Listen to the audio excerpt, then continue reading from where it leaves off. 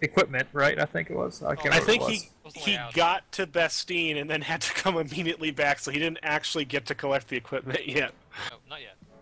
I think that's the short story of what happened. Yeah, that was the short story. You guys ambushed some speeders, and then he blew up some fighters. And now we are much lower on concussion missiles than we were before. Did I investigate the down fighter yet? I thought we stopped You there, were maybe. you were actually lowering down into the desert to land at one of the wrecked fighters. And that's where we'll pick up, actually. The pilot bailed out, right? I think it did. Yeah, you saw him eject.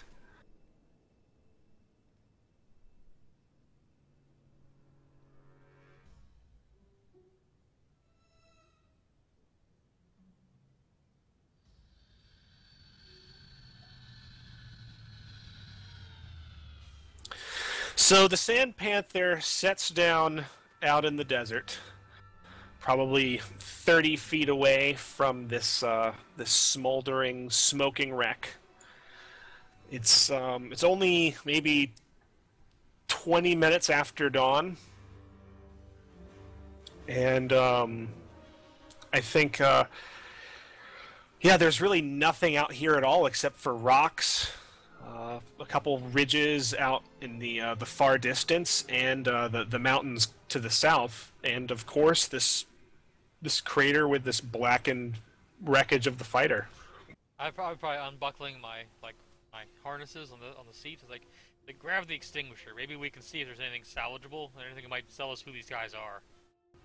Yeah, I think your two passengers look like they're popping their helmets on, full stormtrooper gear on, and they're getting their weapons ready to go. I think it's Dradar and Ciro.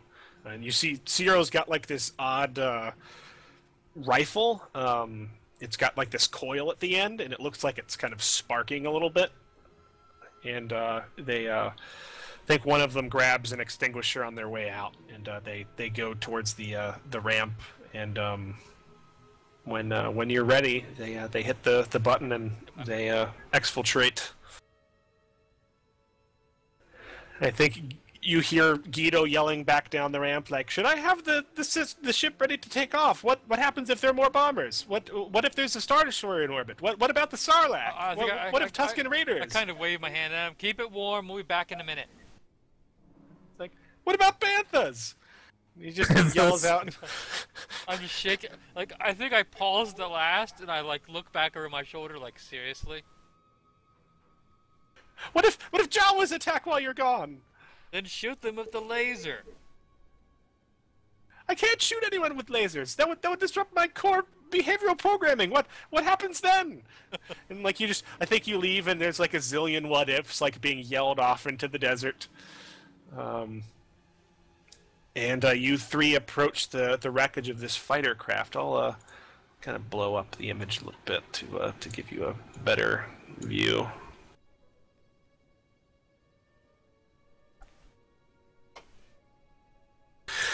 So most of it is obviously destroyed. There's a wing sticking out of the desert about 20 meters to the south. It looks like a laser cannon that's probably like in the process of melting into the sand, like another 10 feet to the north. And yeah, there's the burned out hulk of it. How do you approach? What do you do? What are you looking for? There are no immediate signs of anybody here, just from the looking around. There's not much left of it, I see, but if you can find like a maker's mark, maybe he left something in the cockpit when he bailed out. I don't know. Yeah, I think the two of them share a glance, and then they start slowly approaching. You hear Dradar? Yeah, you hear Dradar like comms over his comms to Ciro, and he says, "Ciro, have you ever seen anything like this?" And Ciro responds in Rhodian, like, "Very unusual design. Not sure what this..." And like, I think he taps the metal and makes a roll to see if he notices something out of place. I'm damn sure I've never seen one. agile little thing, though.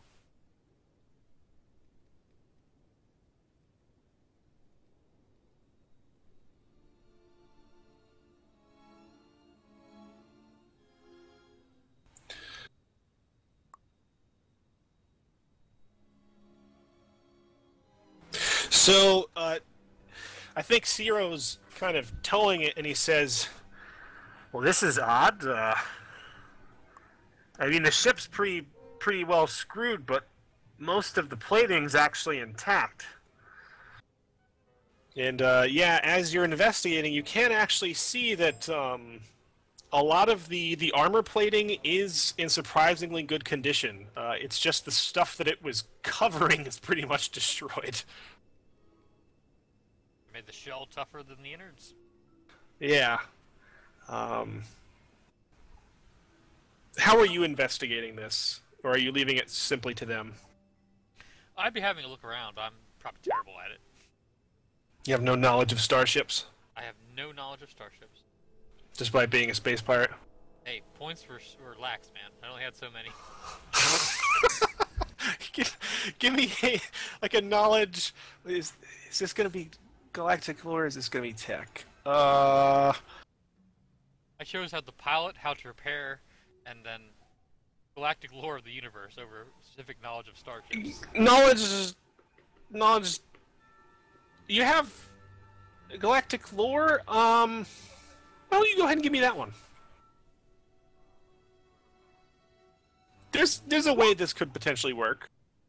That was not the way. Nope, the 4 is not the way.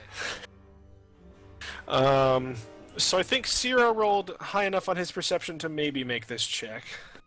I got 5 skills. What do you expect? I would love to have knowledge of starships, but it wasn't in the cards. Why don't you give me a perception check while you're out here? See if you notice anything. Also one of the skills I don't have. Mama didn't raise baby Locke to be perceptive. Nope, it's another 2. Oh god, you just walk right into a wing and bang your head against it. That's one I of think- those flying jigabigers. Yeah, I think Dradar just like leans towards Ciro and's like, check out the new guy. The Mandalorian must have hit him harder than we thought.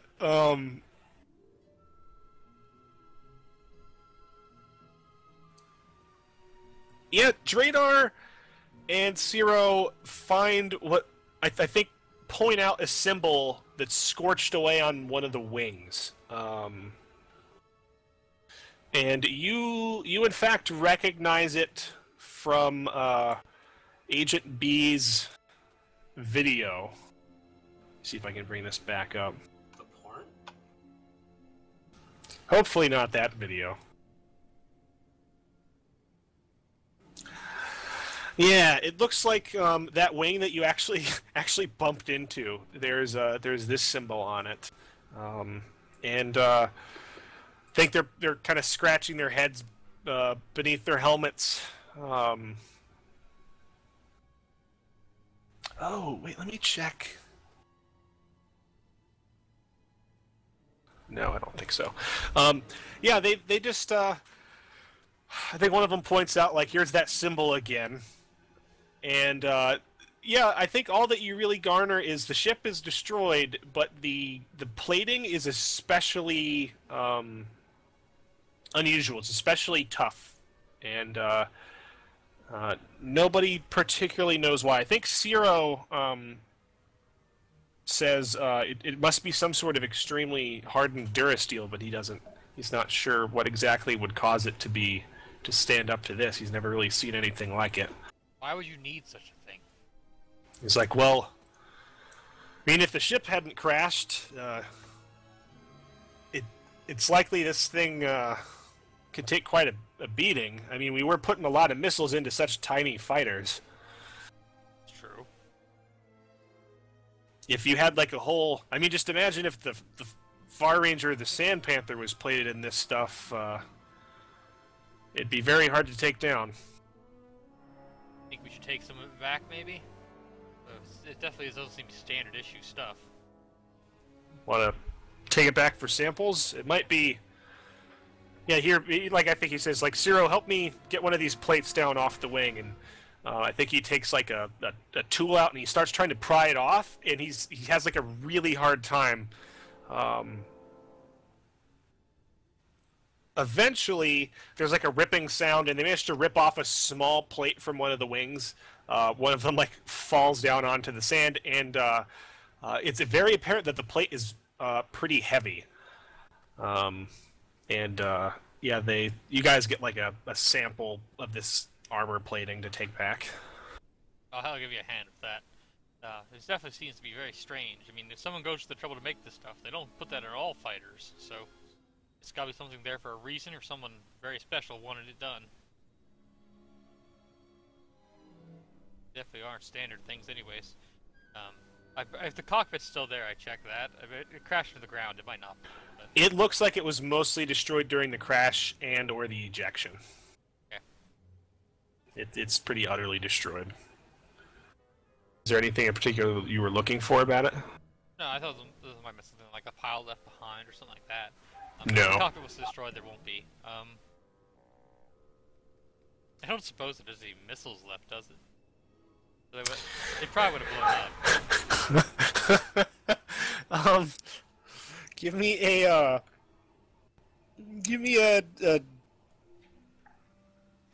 2d6.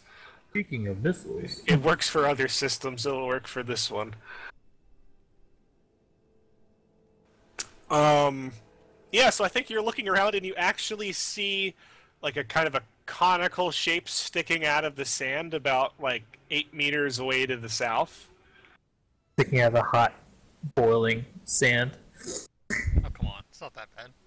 I walk over, look at it, see if it's actually still good or not, because we could always use more missiles, right? Yeah, so there is an intact starship grade like concussion missile here. I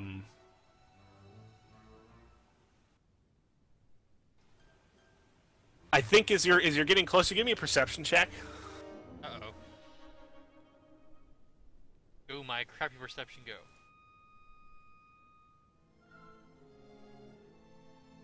Oh, yeah. It's a concussion missile. Seemed to have survived the crash. It looks like it came loose and landed in the sand somehow. Against my better judgment, I decided to try to dig it out of the sand. Okay. My perception says it's just fine. Oh no.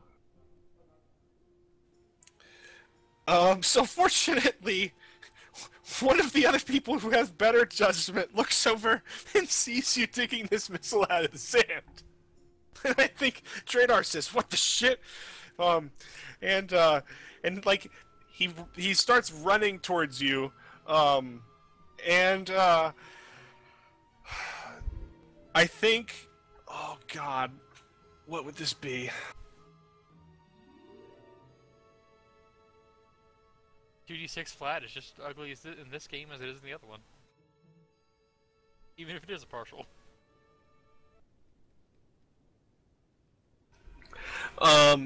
So I think he runs and he tackles you to the ground, and he's like, "What are you doing?" and I think you look back and you see there's like a blinking light on the missile, and you have like a few seconds to decide what to do. Like he tackles you out of the way, and he's trying to like shield you with his armor and like trying to move you out of the way. Well, I rolled him over too. I'm tougher than he is, and I've got armor too. So you just like roll over on him. yeah, I can't get out of the way in time. Actually, no, I triggered the jetpack and hold on to it and see if that helps at all. Oh god, that's a great idea. Give me a piloting roll.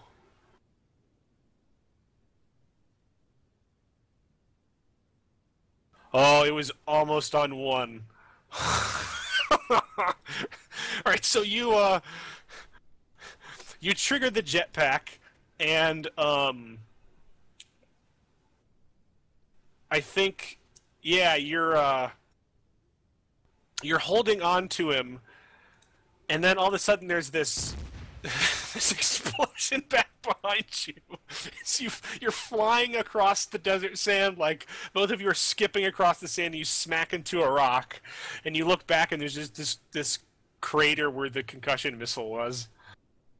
Well, probably wasn't one of my better decisions, but we are low on them. Like, you just see this stormtrooper helmet just staring back at you. It's like, the first rule of salvaged ordnance: don't. He just shakes his head, and he like starts like trudging back to the ship. You could swear you hear him muttering something about like fungies.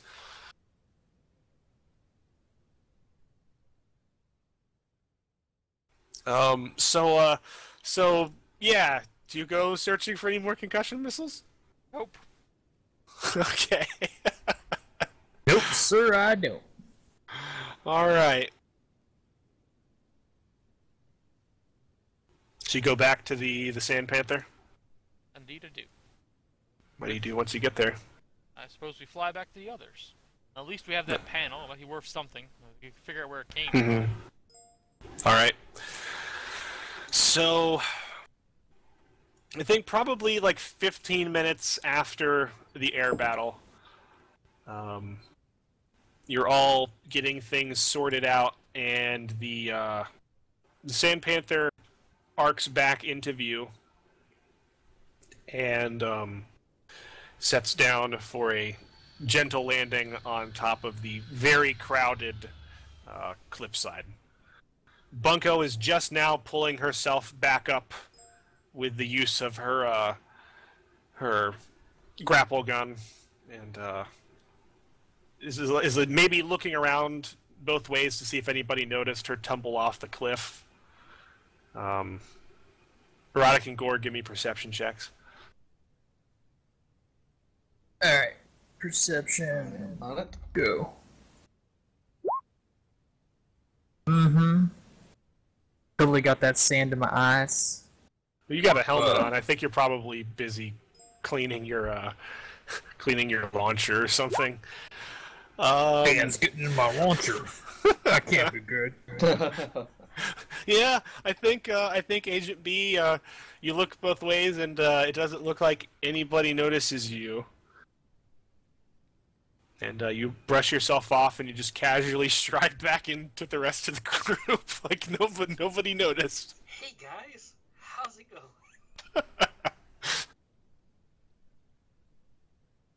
So Explosion. Are we under attack in the distance? I think, Locke, you're probably just now coming down the ramp. Indeed. Like, well, there's not much of the wreck.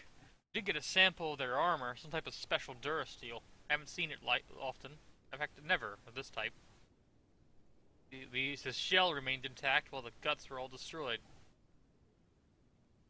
Let's get our tech droids to look at it. How long until Kron shows up, from our estimates? It was 2 days last time, and not much time has passed. Yeah, it'll be sometime tomorrow, and it's just the beginning of today. Like, it's dawn, it'll be sometime tomorrow. We've got these people on the run, I think. We should deal with them before Kron shows up so we can give the boss it all clear. And I'm gonna look to everyone and kind of look back to the wreckages. Do we even know where the boss is landing on this planet? Oh, but I think we'd like to meet him in space. Well, we don't even know where he's inbound on the planet. We just know he's coming here.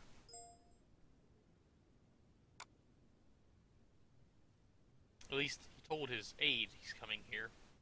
We should still be ready to escort him as soon as he's in system. Certainly. Let's get orbit as soon as that rolls around. But for now, what's the next move?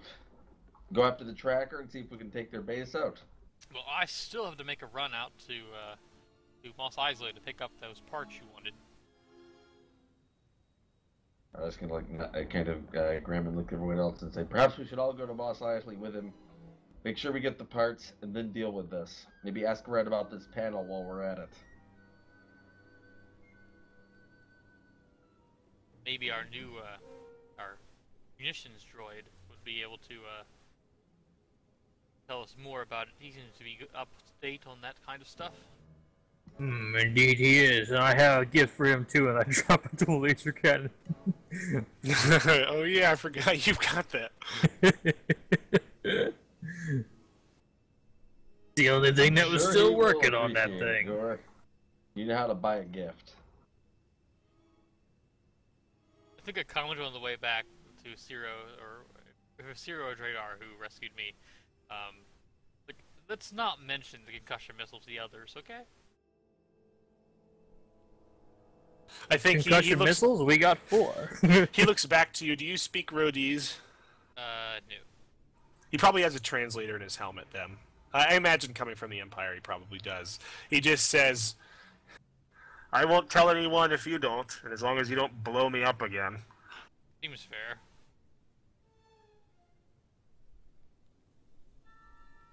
I think, like, yeah, somewhere, Gore just, like, perks his head around and he says concussion missile, and then, like, you know, when nobody responds, he slumps over dejectedly. Did someone say my favorite 2 words combined together? He'd probably go concussion missiles. We got 4 left. So what exactly are you guys doing? You've got 2 speeder bikes and an AA-5 speeder truck out here, and you also have a Sand Panther. You also have a damaged but functional. What is this thing called? Infantry. Infantry support vehicle. It's the speeder thing. Infantry support speeder platform.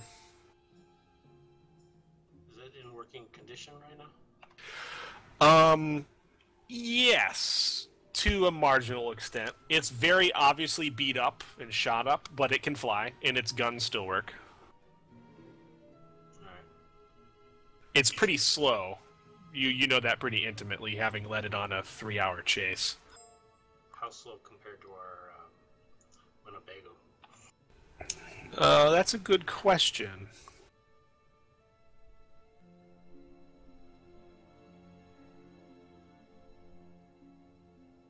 The AA-5 speeder truck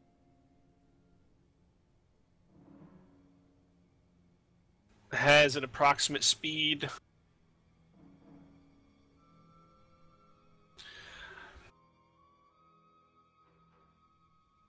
that is it's 160 kmh for the speeder truck. It's 100 for the speeder platform.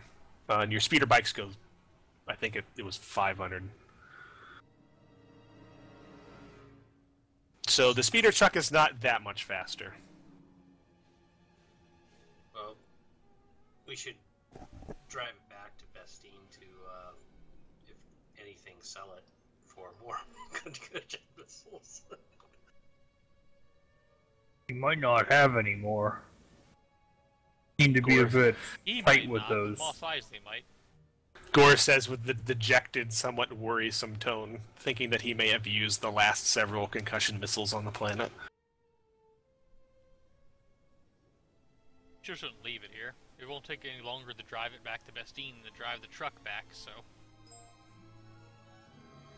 And I think Corporal Callorn responds that since it's a repulsor lift vehicle, you could probably hitch it to the back of the speeder truck and not lose too much velocity and just tow it back.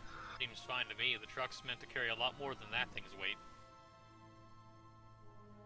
Definitely need those breaching charges. We need to bring down that large vehicle. We need to make sure that it stays down.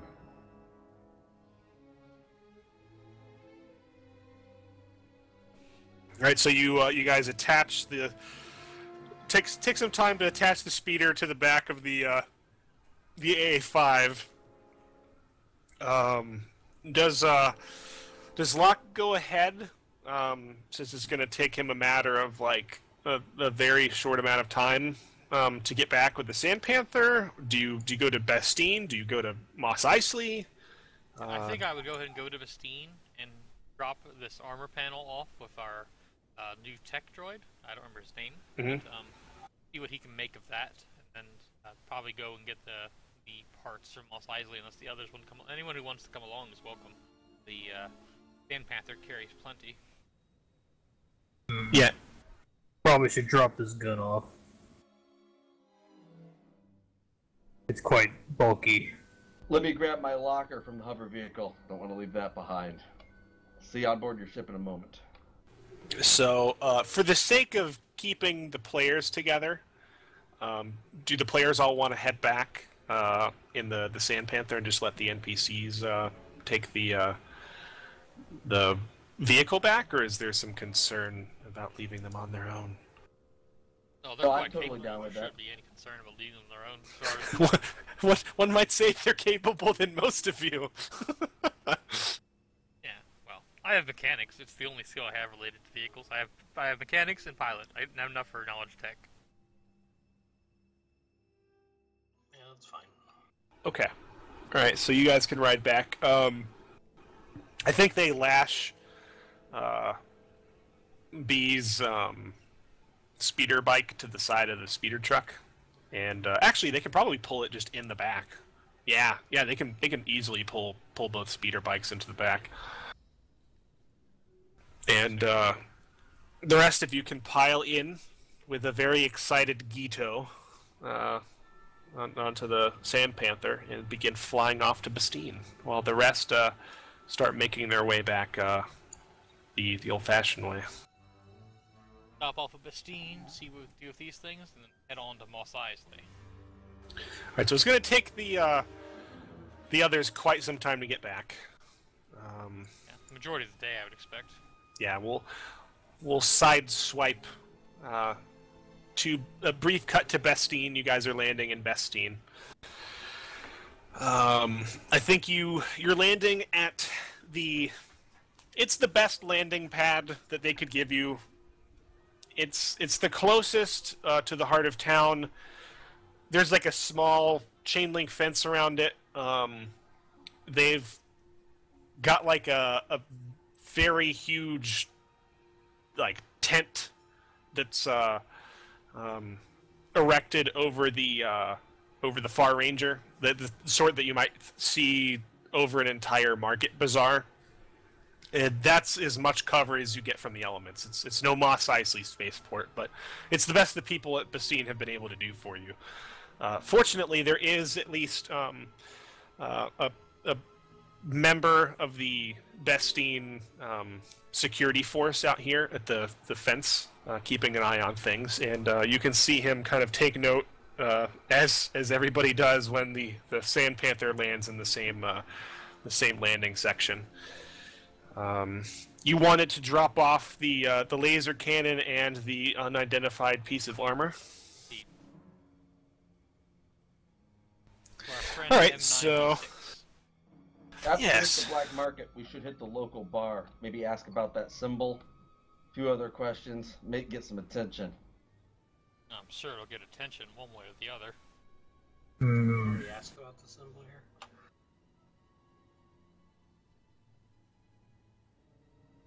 I think we did. It's when we were talking up Gore. I think we asked some officials, but not like around in the Mos Eisley bar. No, I stood up and I made a big scene about it. I think that was the bar here in Bastine.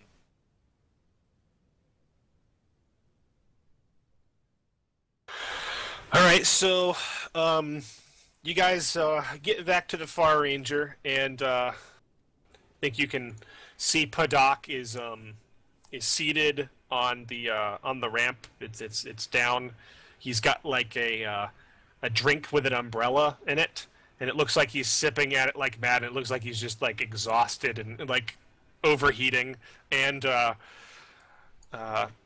S19N52 is kind of situated on the ramp behind him, and he's opened like a secondary compartment, and he's just got like a small secondary fan, and it's just like blowing in Padak's direction.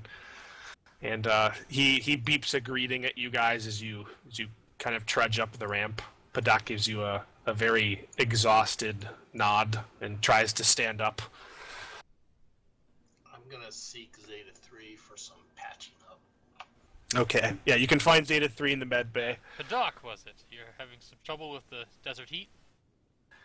Yeah, I think he looks to you and he says, yes, Ranger Locke, I believe it very unfriendly to my species here. Very dry. Very hot. Yes, you can always remain on the ship, you know. At least it's climate controlled. Ah, yes. Well, I was doing some minor maintenance work with N52 here to the exterior of the ship. Had to chase off some horrible things the size of my leg. I believe called womprats. Ah, yeah. I hear they use them for target practice around here. Not enough. That's precisely why they use them for target practice. You could always get some revenge, right? B's been teaching you in the range, yeah? Agent B has been trying. I fear I am not very adept at shooting things. Yes, come along inside. We'll see what we can do as far as getting you cooled down some. Yeah, so he follows you in. Gore, you beeline straight to M96. Carrying my big laser cannon. Probably your favorite part of the ship. And, Oh, yes. M96, Here, I think, brought you sees a you gift. and he says, "Ah, Private Gore, it is good to see you alive and functional. A fully functioning organic killing machine. How may I assist you today?" I got a bit of equipment to check in. Set down the laser cannon. Cyanar Systems 886.3. This is highly outdated. Highly deadly. He like looks longingly at it and takes it in its arms. I got shot in the face by one of these. He's like, "It's unbelievable that you survived such an encounter."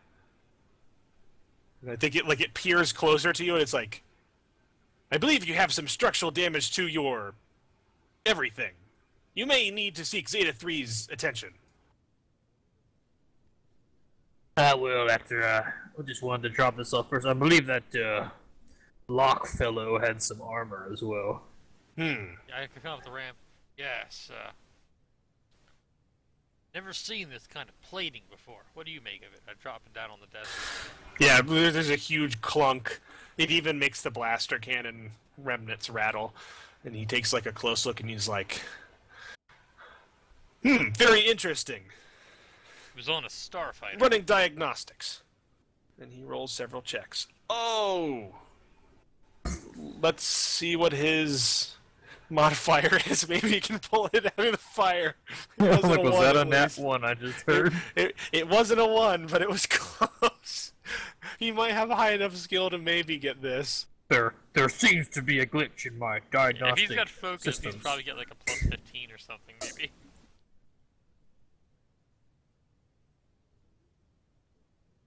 That section of my databanks appears to be corrupted. Right, yeah, he says, this is a very distinctive iron ore. I believe it comes from a specific planet located in the... God, now I have to look up the sector. I shouldn't have gone there.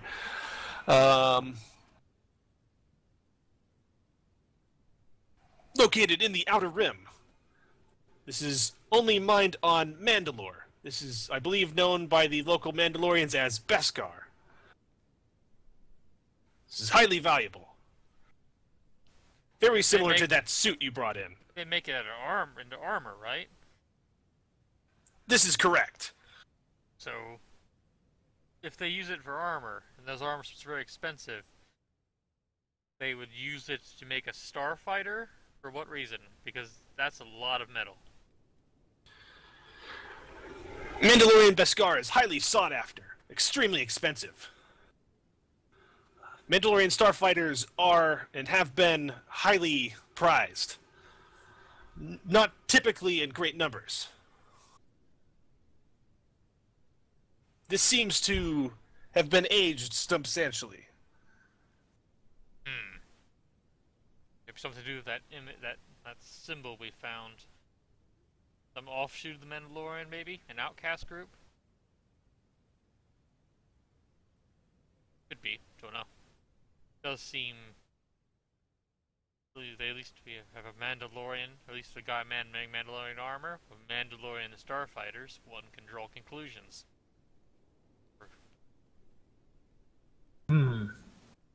They are working for Mandalore, are Mandalorians, or found a shit ton of Mandalorian cash here. I would think if they were somehow related to the Mandalorian in general, they would use the actual Mandalorian symbol. The other one is similar, but not the same. Nevertheless, this armor is extremely satisfactory. Get me more of this, and I will make you an invincible starship. I estimate we only need 20.5 tons. I don't think the Starfighter weighed that much, but we might be able to get some in some time. It's not going anywhere out in the desert anyways. It's been an unbelievable amount of effort just to get that little section.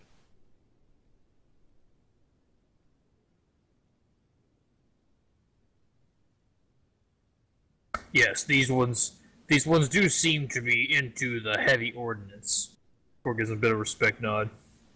I think Roddick probably walks in around about during this conversation and is currently like gearing his stuff up. I probably learned on my corner. M9 says the armor plate's Mandalorian Beskar. I think we should increase our attention even further. Maybe while we're down in the spaceport, hire some salvagers to help haul this stuff back to here. That certainly should catch the attention of whoever's behind this. Yeah, put some locals in the line of fire, but it certainly will draw their attention. Fine These by types me. of scavengers might be doing the world a favor to put them in the line of fire. Sting operations are a common law enforcement tactic across many sectors of the galaxy. I think M96 says, and you see him just sharpening a vibro blade. Yeah, that is true. Now, if you get that laser cannon working, you can get some real stinging gore. Yeah, I think he says, I can have this functional in approximately 1d20 dice roll.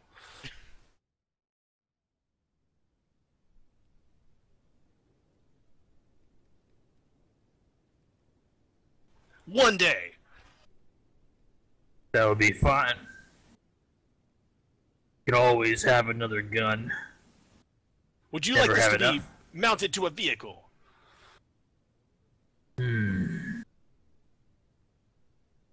Would you prefer the more personal variety? Gore, everything is personal. Everything is personal for Gore. What is the effective damage stat of this weapon if it were personal?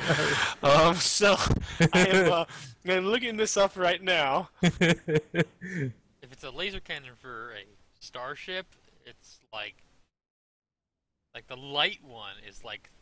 Well, the thing is, it's got to if it's going to be taken out of the mounting and made into a personal, it's got to with a certainly normal sized power packs and not hooked to a vehicle generator. It's going to be pared down a bit. What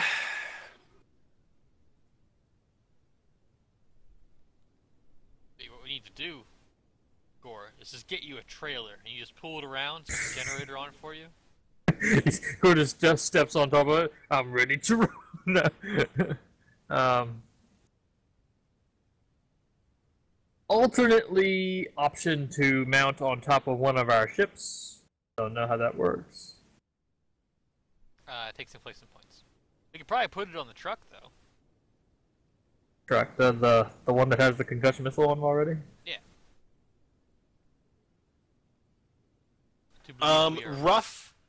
Rough damage stats that he can just give you right now would be in the 3d12 range.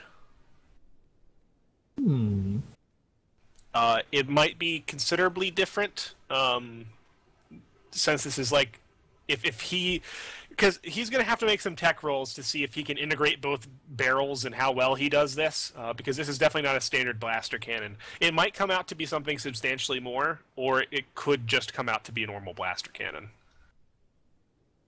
He has a lot to work with, and if he does well, it could be substantially more than a typical blaster cannon. If you have nothing better to do, pursue this and see where it goes. Affirmative. I have already run 4 diagnostic checks on the starboard turbo laser battery as it is. I believe a 5th one can wait. He says that. Good Now, man. when we fire the starboard turbo laser and it rolls a 1. Oops. I seem to have overlooked the power discharge in Sector 3 of subcurrent sit. Yeah. Bad faulty capacitor detected. Yeah, so you guys are here briefly. Is there anything you guys do or pick up before you head to Mos Eisley? I get patched. Okay. Yes, let me make a medical roll for you. Mr. Zeta comments that, "Oh dear, Agent B, it seems once again you have been singed with vehicle-grade blaster weapon fire. I go to my... Actually, I guess I would go to the Sand Panther to do it, but I'm going to trade the... I have a spare fuel canister for my jetpack. I'm going to trade the half-empty one for a full one. Whoa, he rolls way well for that one. Let me give you the exact results for that. They're going to be real good, though.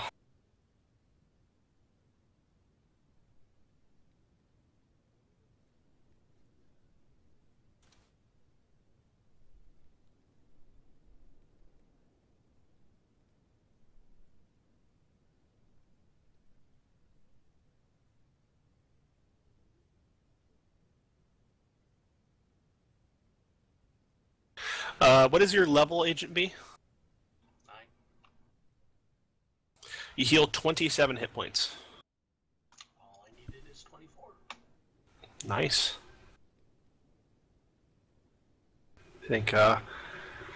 I think Zeta has become very used to patching you up and is done in no time. Says, please try to stay off of your left leg for the foreseeable future, Agent lest B, you have busted seen those me enough stitches. that I've optimized the scanners for your settings. Yep. I have an Agent B routine subroutine that I run. Thanks, Zeta. I think Zeta gives you like an extremely wary look, and give me a perception check.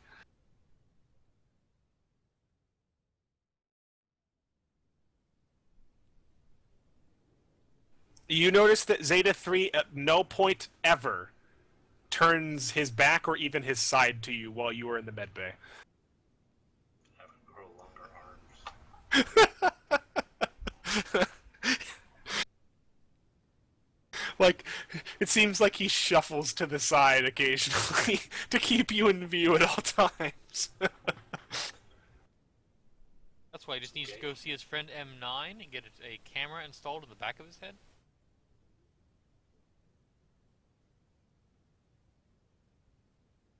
Just have to shape change into one of the crew members. Yeah, he won't see that coming.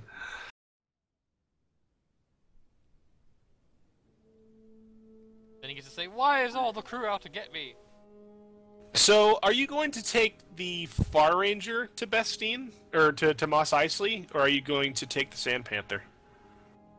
Well, being as well, probably to pay the dock again. The Sand Panther is certainly cheaper. Alright. Being as probably going to dock for a couple hours, probably.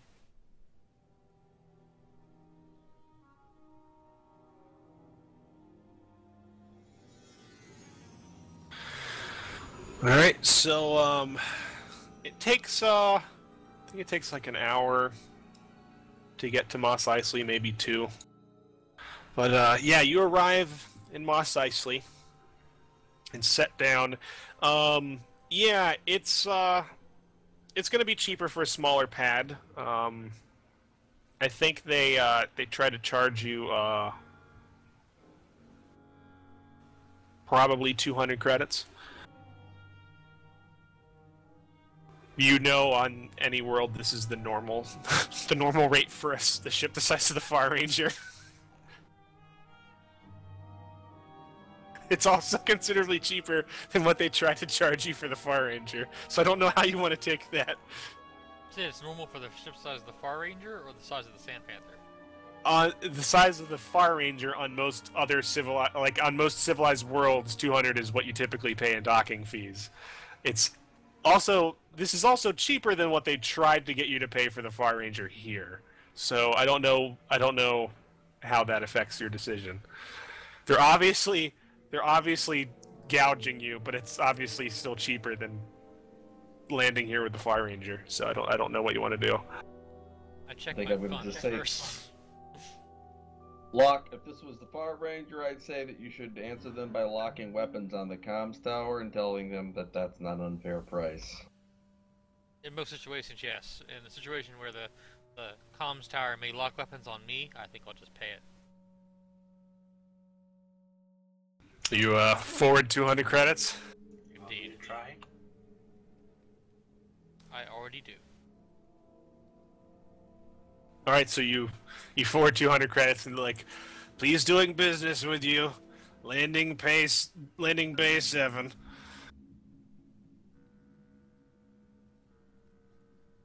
I land at Bay 7. Too bad they don't charge by the hour. We're on the type of establishment. Without you to the docking bay. There's definitely places in Mos Eisley that do that. Yep. Sorry, sir. For those services, please see docking bay. This number. Docking bay 69. Exactly. There is probably a docking bay in Mos Eisley that does charge by the hour. Ships land. They leave like 15 minutes later.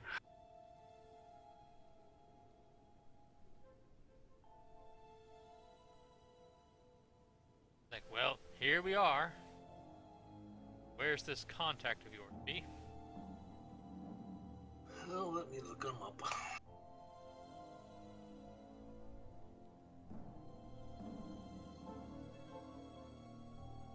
Alright, so yeah, you've landed in Bay 7.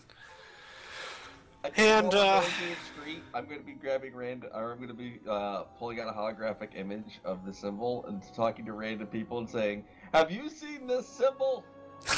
God. And showing it to them briefly, anyone that catches my eye. One would say that. Give me a Roddick is gather looking for information check. And do you have any sort of visible affiliation on your armor at all? Do you have a badge?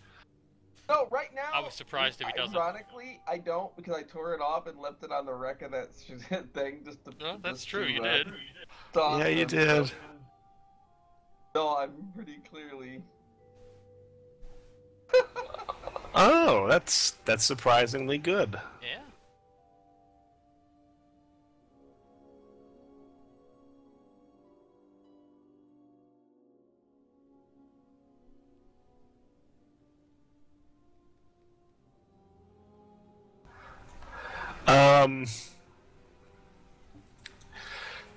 Would you like to force point that? I think you're like, you get the feeling that some people like kind of narrow their eyes and are specifically not talking to you because like you still have the bearing of a police officer.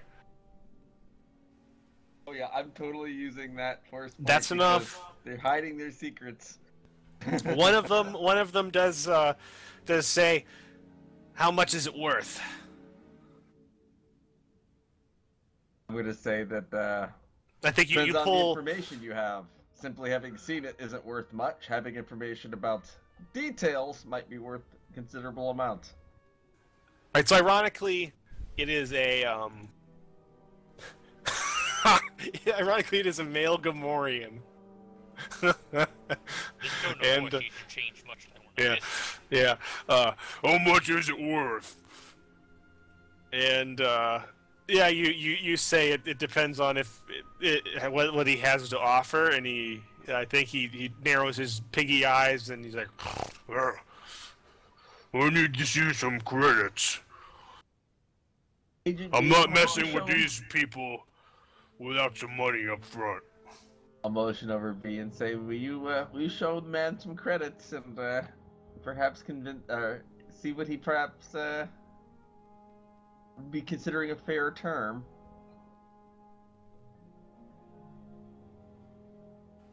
Yes, honey, please pay for my shopping expenses. I'm not hoping maybe she can negotiate with him. I'm bringing you up here and say, so what exactly do you know? Hey, baby, you know anything about this? I think he narrows his eyes at you, and he says, I already said I did, but I already said I wouldn't say anything unless I got money. There's more than money around here, isn't there? I think, I think he looks at you, and he doesn't understand for a few moments, and then he immediately starts blushing like a lime green.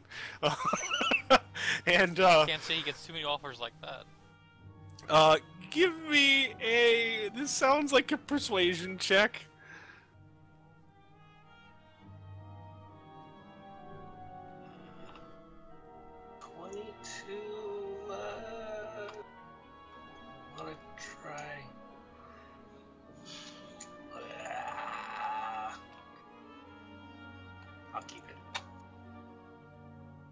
Yeah, he looks sideways with his narrow piggy eyes. You can tell he's very nervous, and he says, I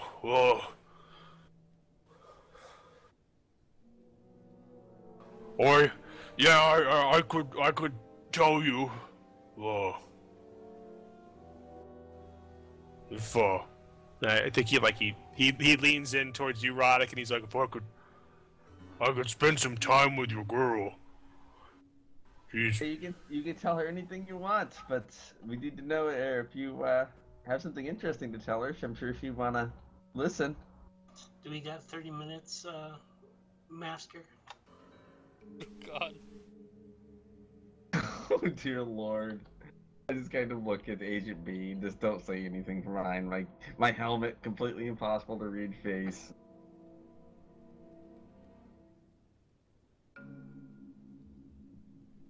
To say, see what you can get out of him. I'm sure you can conduct your interrogation outside of Sector Ranger regulations. What do you mean, Sector Rangers? Way to go. Never mind. I'm just gonna say, I guess go speak with her. I'm just gonna take a step back. Yeah, I think he starts backing away. He's like, this seems to be more trouble. What's going on here? You don't work for them, do you? 30 minutes. You don't want a piece of this? He looks to be with like sweating, tempted eyes.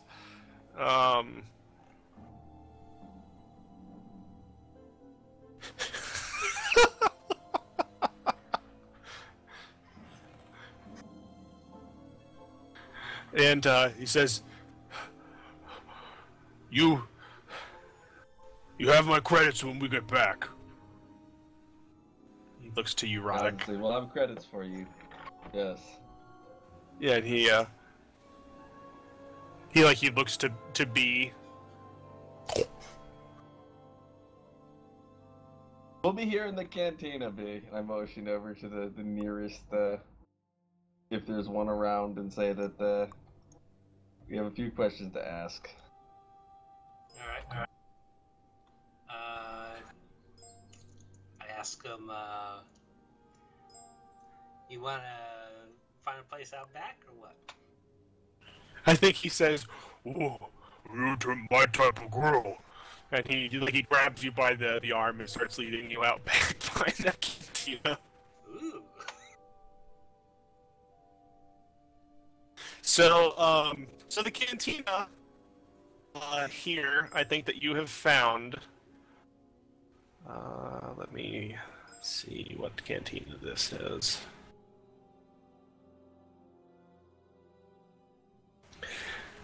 think this is the Lucky Star. And it's pretty lively. Do we have cantina music? I know we have cantina music.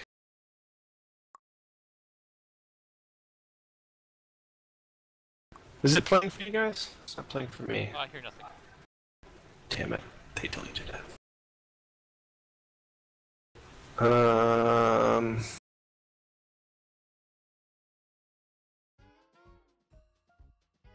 There we go.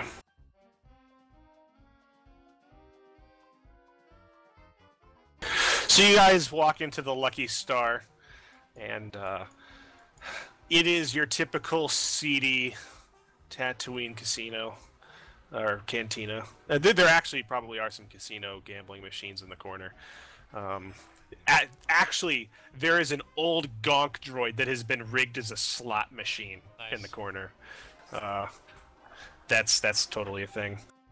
I think there's a Jawa in front of it right now, leaping up and pulling on the arm on the side, and you can see... What I want to know, if someone hits the jackpot, does it explode? Let's see what he rolls.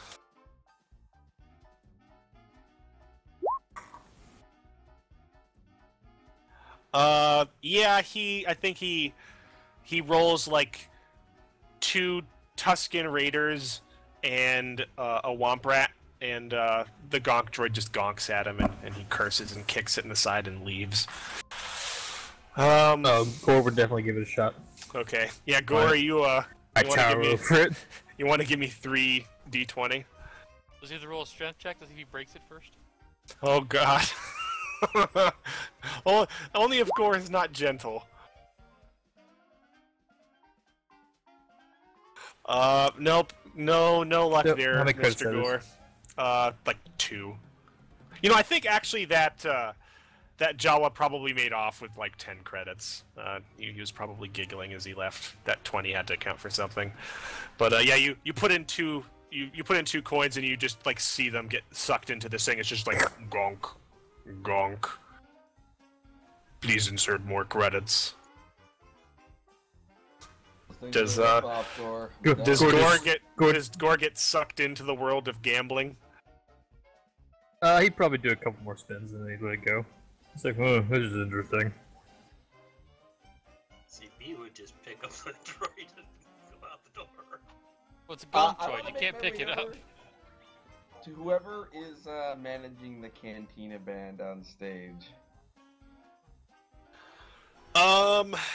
Yeah, there's a band on stage. There's not really anybody managing it.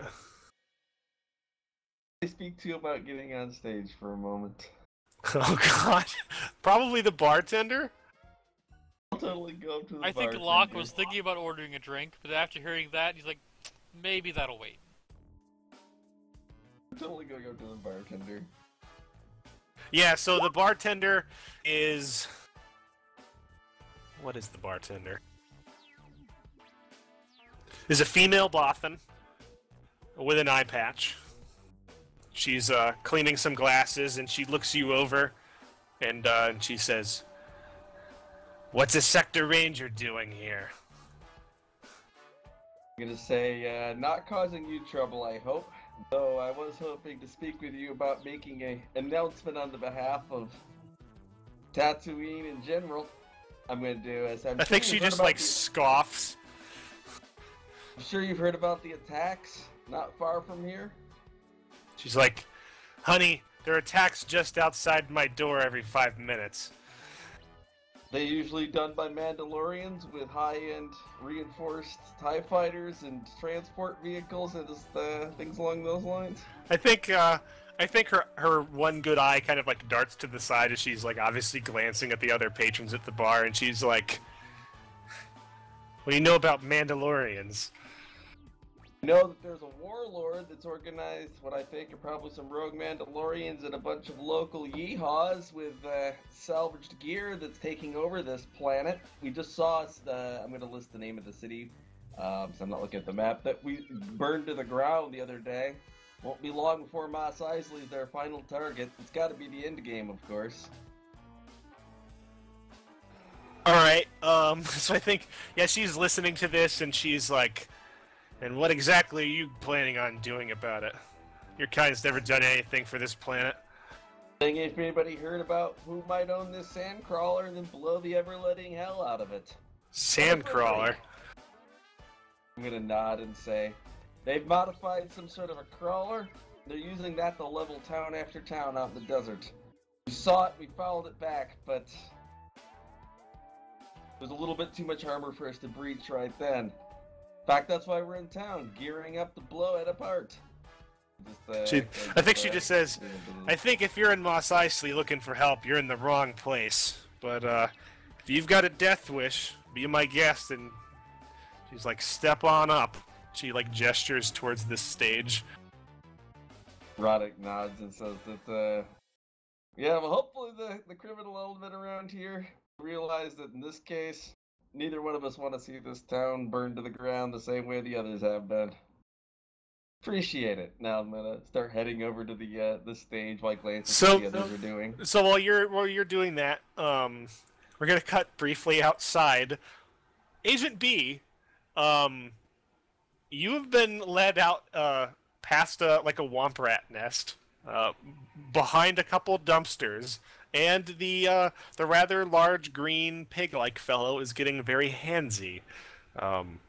Just how far do you go with Mr. Gamorrean here? I play along, but I'm gonna ask him questions while he's playing along. Okay. All right.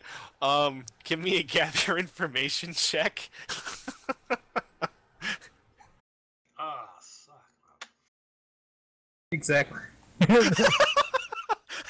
Yeah, I think your mouth might be a little bit too busy to ask too many questions.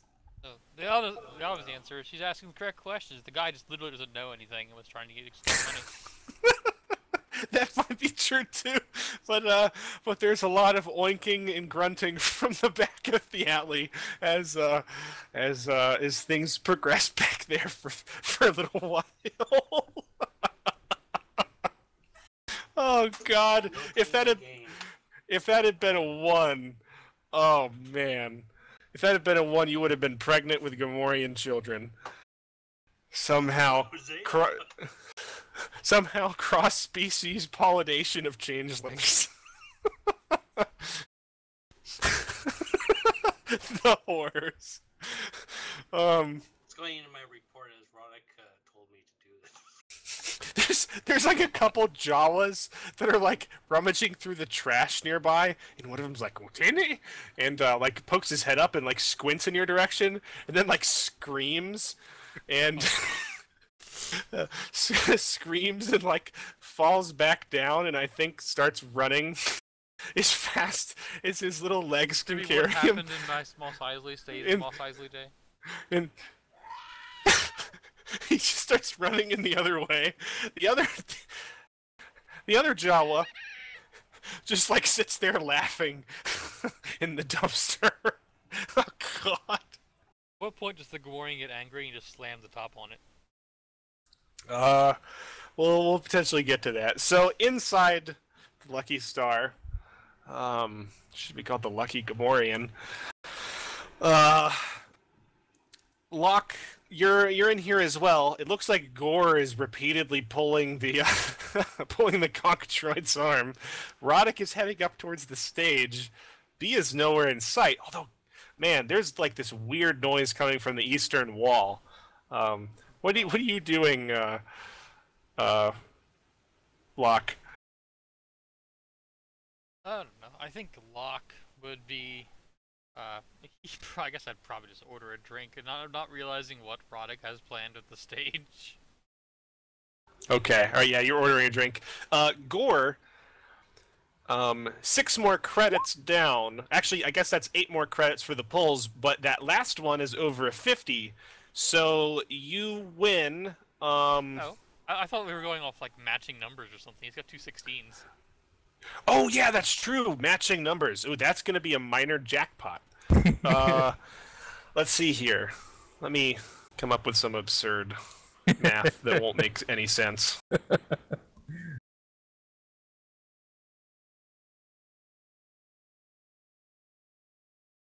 You win 275 credits.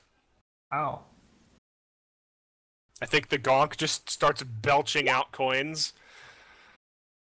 Go here. Concussion missile. God. That's like the major jackpot. Yeah,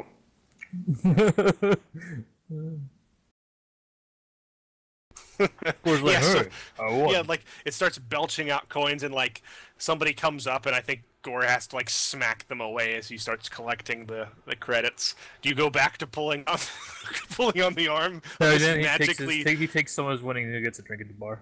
Okay, right. This magically credit spewing god. Yeah, so you go and get a drink with Locke. Roddick, you have made your way to the band, and I think the Biff playing up there is like about to launch into another number, and you just step on this stage, and he's about to say something, and he sees your he sees your armor and like all the weapons on you, and just like steps back and gives you the mic. Yeah, I will. I'll step up and I will take the mic and give him just a curt nod, and I will turn and say, "May you have your attention." I think you look. It is dead silent in here. There's like a clink of a glass somewhere, and you look and you have like 25, 26, maybe 27 extremely surly, like the seediest, nastiest, most hardened criminals you have ever seen scattered upon this thing, all like with hands like at their sides, like literally like resting on blasters. One of them has like an illegal shot blaster on his table that he's just like he has his hand on. Another one is polishing what looks to be an illegal tribe weave knife. One of them has some sort of flame gun that he's using to light a death stick. And like everybody's just like looking in your direction, and you just realize that there's at least like maybe 700 years worth of sentences going on right in front of you. Gore is on the like say something, go like not mention to Locke. This ought to be good. You ready for this? This is where we determine. This could be bad. This is where we determine if the players get out of Mos Eisley alive. I probably commented like, I didn't know he was into karaoke. Oh God, Gore just gives you a look like, are you serious? It got you to laugh. That's all the better, right? The music starts up in the background. So you have the floor. It's like it's silent for a few moments. I think you all we hear is like the faint slapping of meat from the alley to the side. I'm gonna look to the crowd without even missing a beat as I kind of pan them over, and I will say, there's a new player on this planet that's destroyed several towns already. I've seen it happen, and they will be coming for here, and none of you individually are capable of stopping it. This town will burn to the ground unless we can potentially locate and eliminate this threat. We're looking for a modified sand crawler. It's equipped with quantum torpedo launcher. They're quantum torpedoes, right? Or is there something else called? Oh God. That's Star Trek. You're thinking of proton torpedoes. Proton torpedoes, okay. Get your Star Trek out of my Star Wars game. They might have quantum torpedoes out on the outer rim.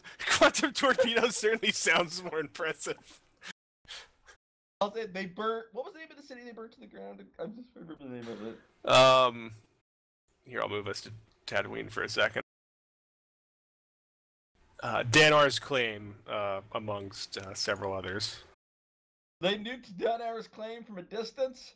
They never even had a chance to fight back. The thing was attacked them from such a range. They have starships, they have transports, and they have fighters.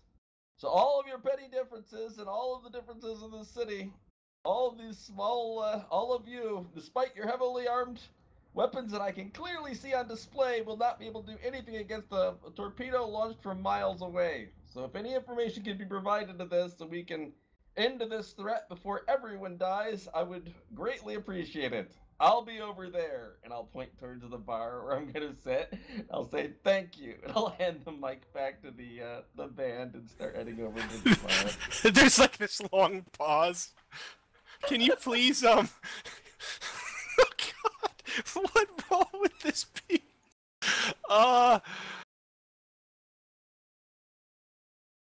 Can you please make? I think this is gonna be. I think this is another gather information check, right? Like you're trying to get information from these, or are you trying to persuade them to stand up and fight?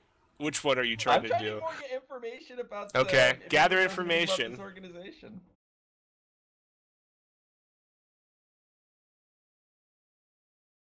Rolling it. Here we go. Oh please. Oh God. That's the second 19 you've rolled in a row on this stuff. I was like, please don't roll a 1. Yeah. That would have not been good. In some alternate timeline, Roddick just gets shot in the face. In this one, Roddick safely exits the stage and makes his way to the drinks where or to the bar where Locke and Gore are both taking sips from drinks. I probably mentioned, well, that could have gone worse. I think you see like everybody's staring in your direction for a second, and then the band starts back up. See, as I said, we haven't gotten shot yet. Definitely could have gone worse. I think the bartender just like shakes her head, and she's like, freaking crazy ass Iotrans. Roddick walks back over. I'll say, well, one of two things will hopefully happen. Either someone knows something and realize the benefit of telling us about this new player in town, or our new player will hear about this and perhaps send somebody to come out for us. In which case, I'm going to reach over and grab a drink that I ordered. I'm not sure. How much do I have to pay for that? But with my robot arm, I just like to raise for my helmet. 2 credits. I'll totally dump the 2 credits for a drink. You see Gore has this giant stack of credits just like meshed out across the counter in front of him, and he's counting them right now. Some of them look to be like a century old, probably. He's still having credits so I can find it on my inventory, but yeah.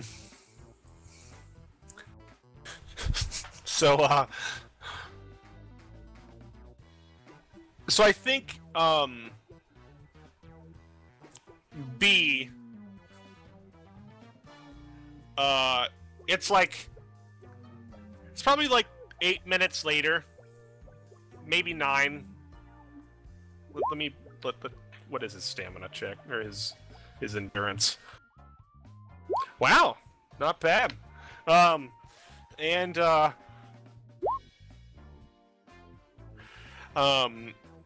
I think B, you are left feeling dirty and used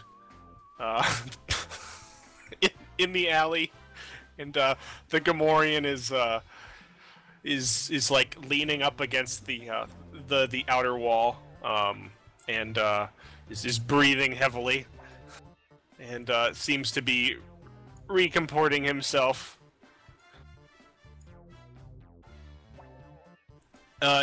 The entire time you were trying to squeeze some information out of him, it didn't happen. Your usual techniques of doing this did not work, and this individual was very take charge, and you did not have very many opportunities to ask questions. Yeah, now you're left in the aftermath of this endeavor. Alright. I pick myself up the alley, and he's going back to the bar, I'm guessing, to get it. Yeah, I think he looks down at you and he's like, thanks. And yeah, he goes into like the back door of the bar, like zipping up his. He doesn't even have zip up pants. I think he's got like those little Gamorrean skirt things He's just tucking himself back in. Alright. I follow. Okay. Alright. So, Erotic, you're currently talking with a young man who lives in Mos Eisley. I think he's trying to warn you about, like, asking these sorts of questions are probably just going to get you killed. He doesn't know anything specifically, but he knows that there are some real bad people here now, and that nothing good can come from just getting out here in the open. He's shaking his head. He's like, you're just gonna get shot. And I think you're talking with this guy, and you're looking over his shoulder, and you see the Gamorrean walk in the back door, looking extremely pleased, and he's like looking around, and he sees you, and he starts making his way towards you. Then you see B, sort of wobble in the door behind him, looking. Her hair is a little bit mussed, to put it mildly. I'll glance in those directions, and I'll nod to the young man and saying that I invite them to send someone out. Perhaps we can resolve it. With these types, they don't like to come out here in public. They want to pick you off one at a time. Spread the word. If anyone hears about them, I think that our best hope is, your best hope is us to deal with them before they get here. Yeah, his eyes widen a little bit, and he's like, "You're crazy, man. I'll see what I can do." And he kind of takes off. His B and the Gamorrean approach you. All done, Master. Anyone else? I gotta kind of look to you and be like, did you complete your questioning? I sound a bit puzzled. I think the Gamorrean just like goes into a fit of oinks, and says something about, "Mojo is very good."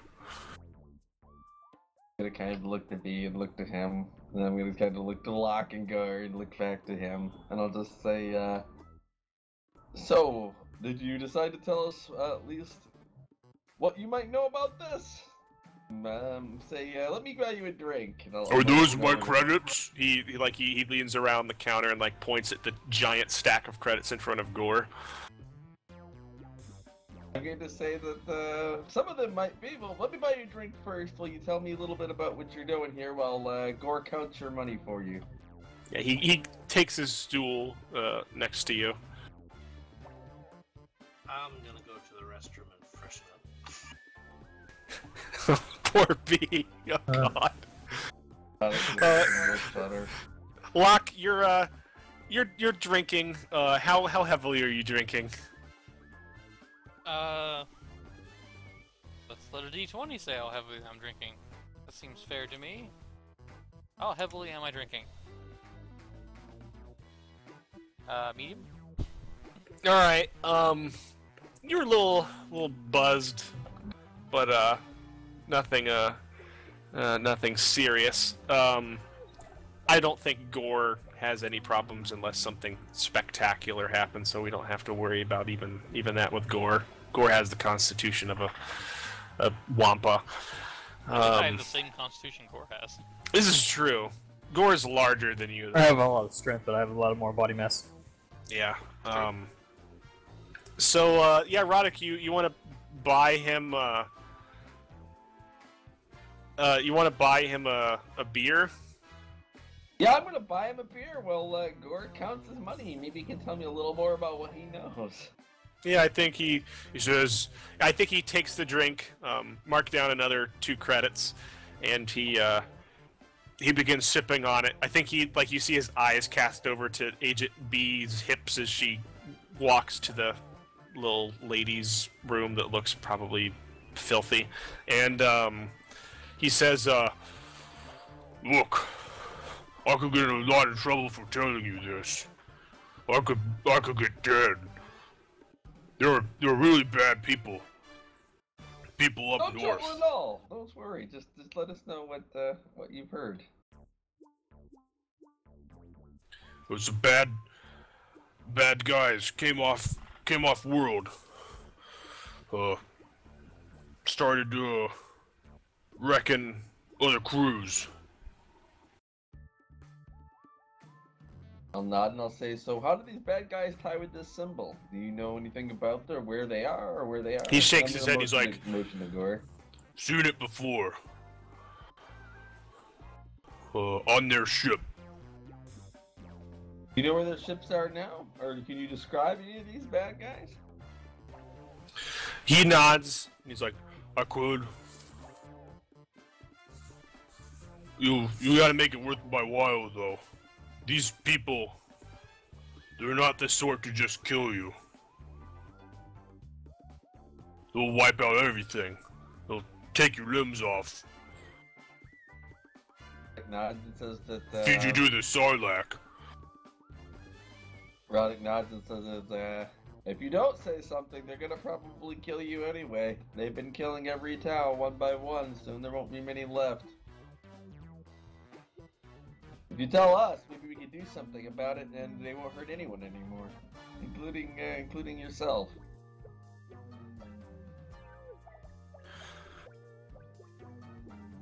Alright, I'm looking something up real quick. We could even arrange a ride possibly off-world for you, if you're willing to accept less than comfortable accommodations. I think he kind of pauses at that, and he looks. He looks a little bit interested, maybe.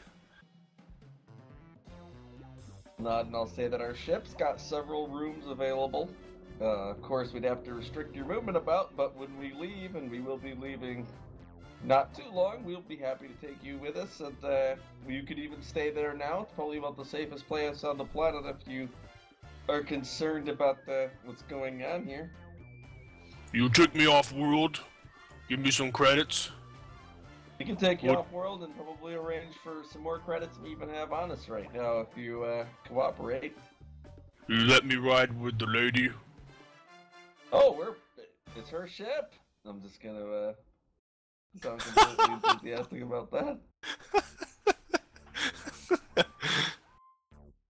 Oh boy.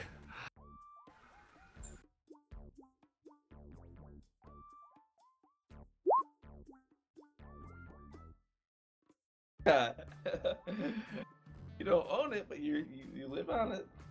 Perfect. You get to see you every day.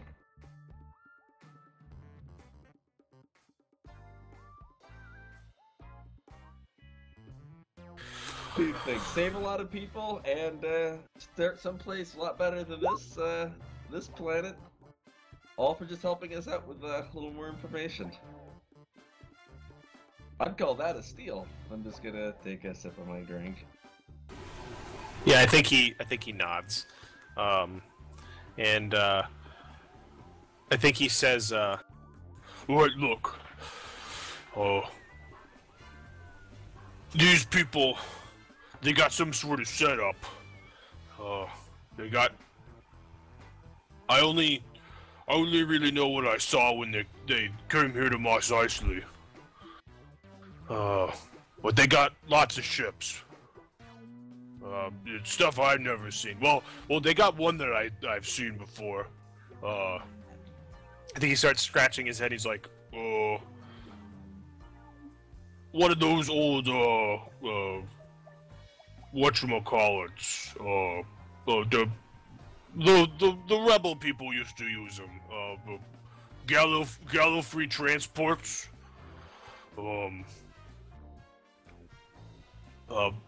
Big ship.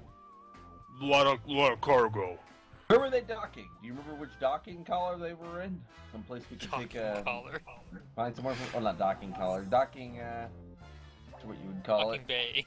Yeah, I think he says, well, they were landing at 21. I work security at 22. Well, that one was at 21. They bought out 21, 22. And, I think all the way down to 15. How long ago was this? A couple months back. They had a lot of fighters with them. I never seen them before. That might have sold them a very large sand crawler, something they can mount weapons on.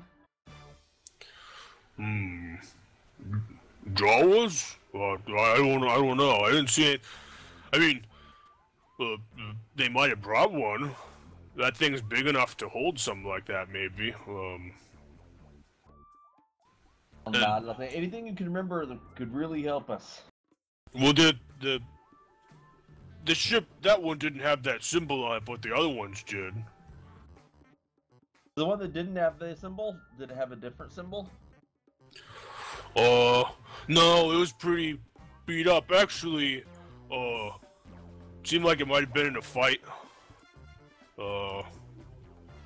Had blast marks. For reference, this is a Gallo-free transport. Also known as the ship you see escaping off in the movies. Here you go.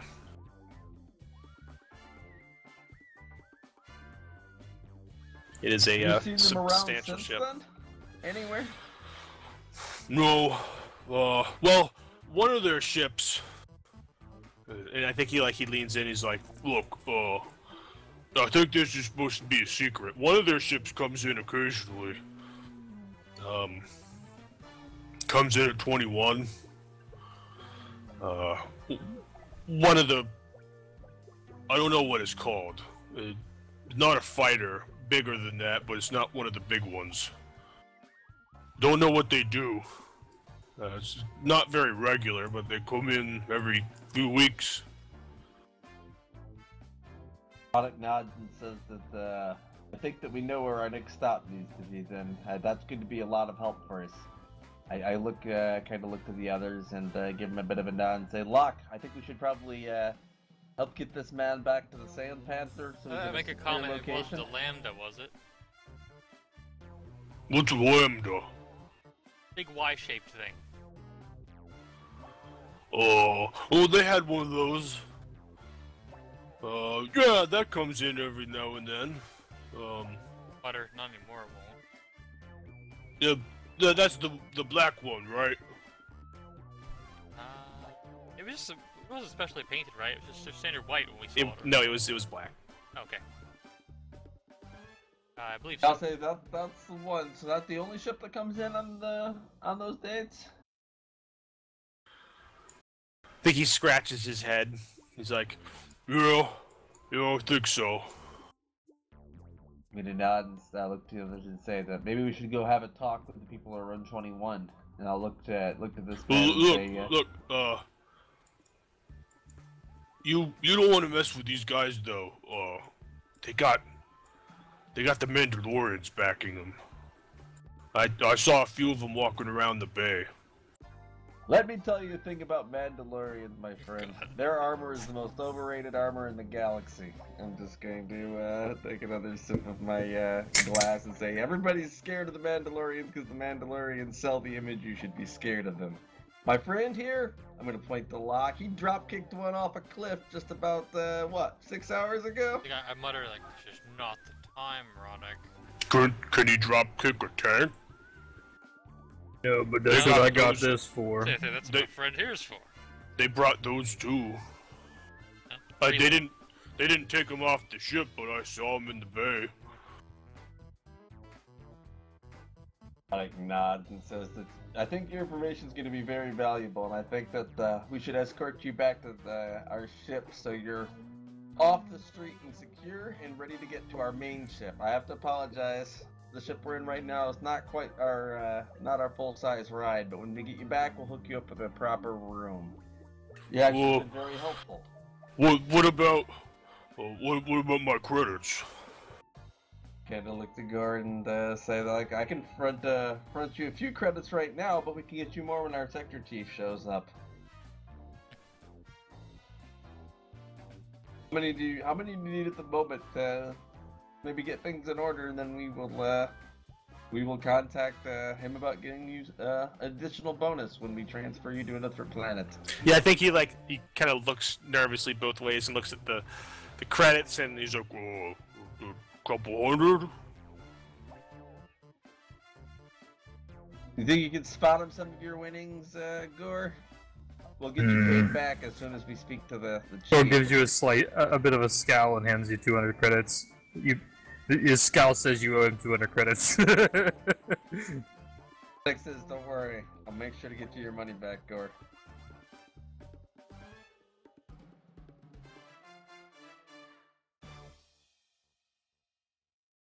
Here, take him. I can get more I'll anyway. hand him the 200 from Gore, and I'll say that, we'll probably get you a few more when we get you a new start someplace else. Seem like, honestly an honest sort, even if I kind of look between V and him and just don't say complete that sentence.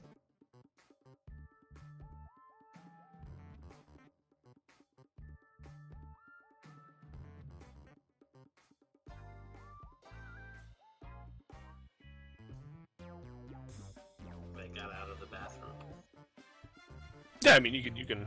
I assume you would tell us when you wanted to emerge from the bathroom, unless you were so ashamed that you committed seppuku in there.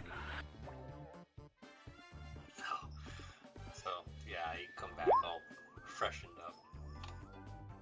You big boys talking? Good news, Agent B. My new friend might be riding back with us when we leave planet. Sounds like he looks very eagerly at Agent B. Oh, get to have some more fun. You can arrange the same quarters if you like, Agent B. You know my little dungeon that you have me living in, Master. Alex just shakes his head and says that, so we should probably detour back to the ship, make sure our new friend is secure, and then we'll go to see Agent B's contact.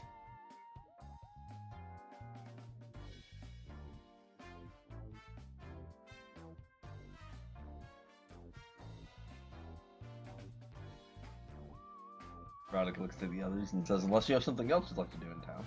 Before we head back, I don't think we should be walking about with a target on our back with anyone that... Pick up your equipment. Well, that's what I was going to see HB's contact about that. But, I just listened to Roddick about seeing a target on his back. I'm like, what have you been doing all day? Well, I don't want to put a target on our new friend's back. I mean, look. I don't say that. That's what I'm thinking. It's like, well... Yeah, I'm thinking, I'm gonna put a target on his back.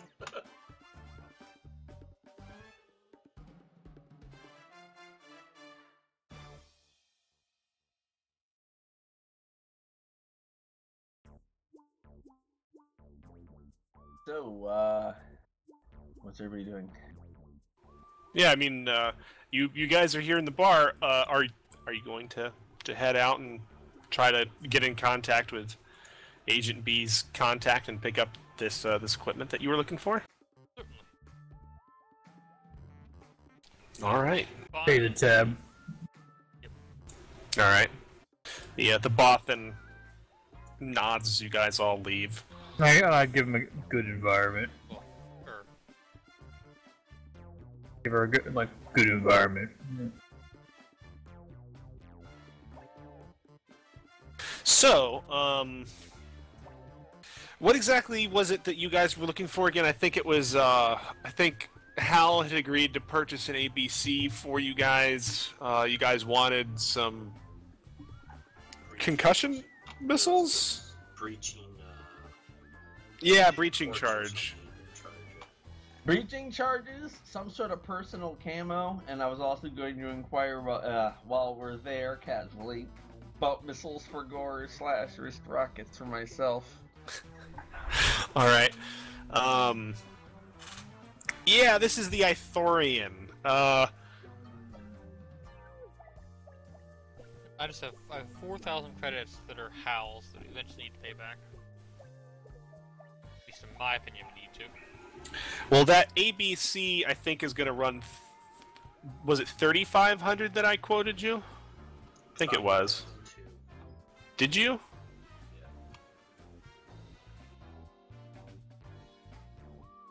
I don't remember that. I think the 3,500 was one, but they inferred two. Who inferred to? That's the way I heard it. Like there was some question about whether it was for 2 or 1 during the conversation. No, there were 2 of them. It wasn't 2,000. There were 2 of them, and he was wanting 5,000 apiece originally, and you talked him down to 3,500 for 1.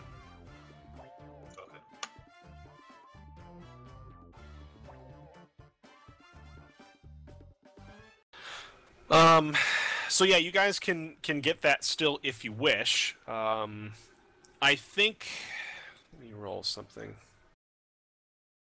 He does have some concussion missiles.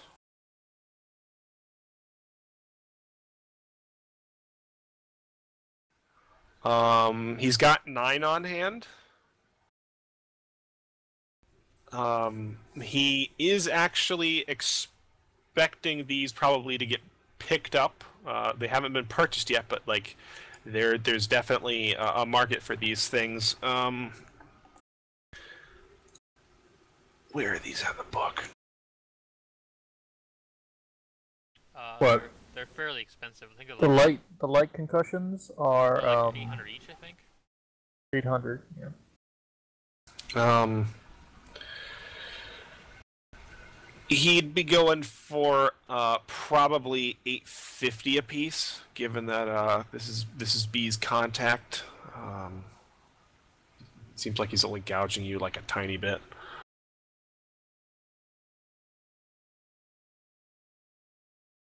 And you wanted wrist rockets.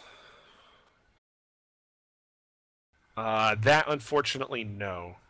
I think he says that he had actually a rather large supply, and they all got bought out about 6 months ago.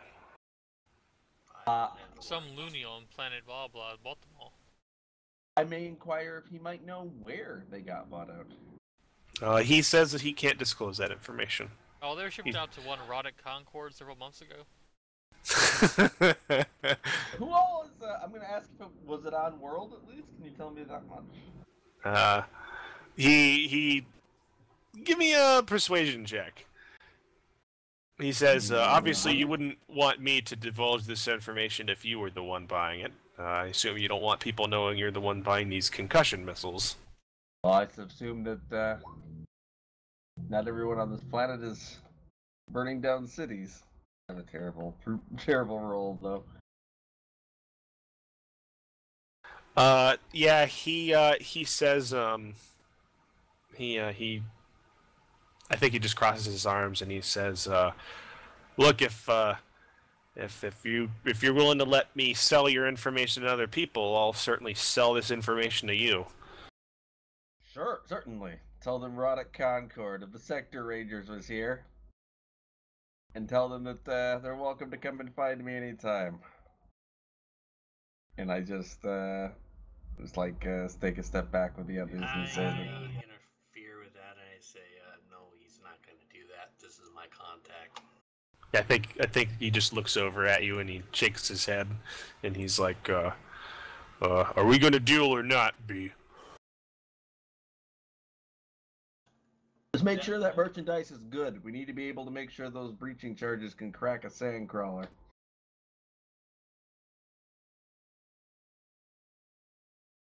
How many concussion missiles are we trying to buy? Or can only buy 1. I don't know how much money you all got, but of course only got enough for 1. Poor and he'll buy 1 too.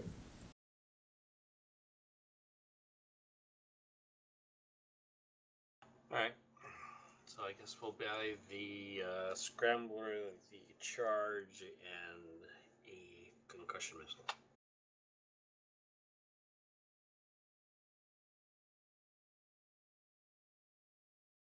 Nod, and I say that seems like a good bet. Right, so that, would fit in a hollow wrist rocket by any chance? Maybe some sort of leftover munitions.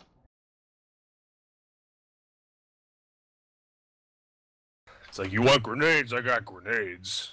Everybody's got grenades. Do you have any remote activated grenades? I used my last one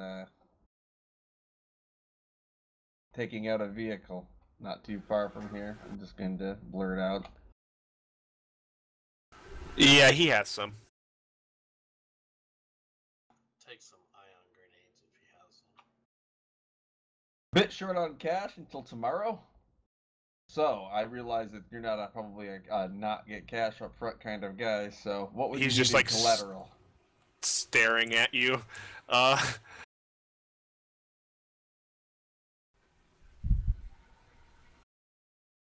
He's like, I don't do collateral. Unless, well, unless you want to leave, I think he's... All of your weapons are integrated, right? Everything but my shotgun, but probably would not give my shotgun up, sadly. Yeah, he's like, unless you want to leave that shotgun here. I'll think about it for a second, and I'll say, I suppose that won't work, but we'll come back and speak with you about it later. You have iron grenades? Yeah, he's got some.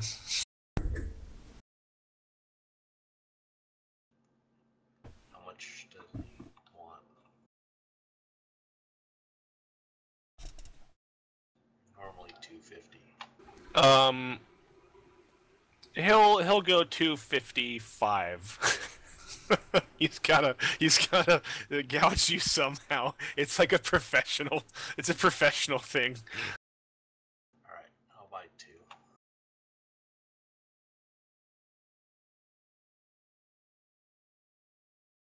Alright, so make sure I think that nukes your savings on the ship for the charges. I think it was 2,000 for the demo charges, and it was 3,500 of that 4,000 that Hal gave you for the scrambler, and then another 850 for the rocket. And then 510 for the grenades.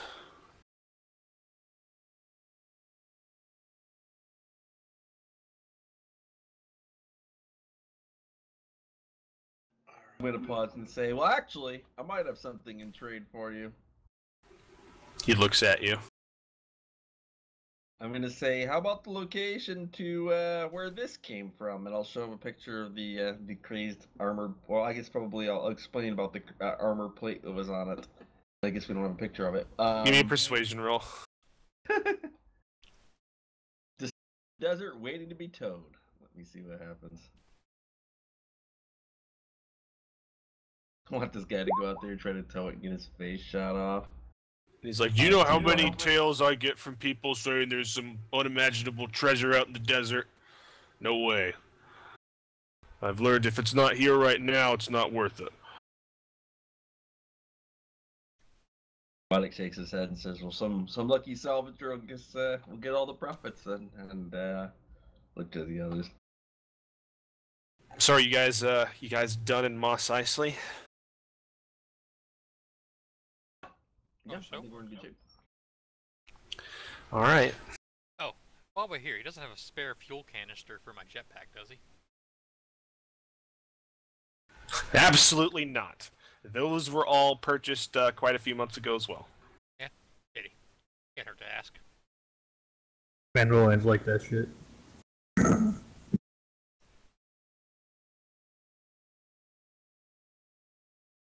As a side note, when I get back to the ship, I'm going to take the one out of the other suit, because I know it has one. He only used it once.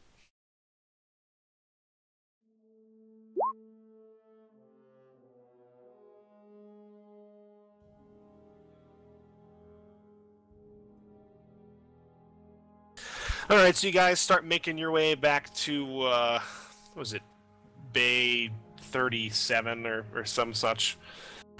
Back to the Sand Panther. Actually, there is one other thing I want to do. You were, I completely forgot. Yeah? I think we want to stop by and talk to the Bay 21 operator. Because they clearly knew that they're landing here, or maybe they have seen something. I think it was Bay 22. Didn't we talk to Bay 22 was the Gamorrean. Oh, I thought it was He said that they were regularly landing in 21.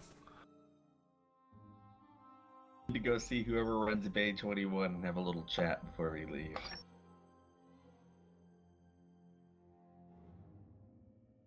All right.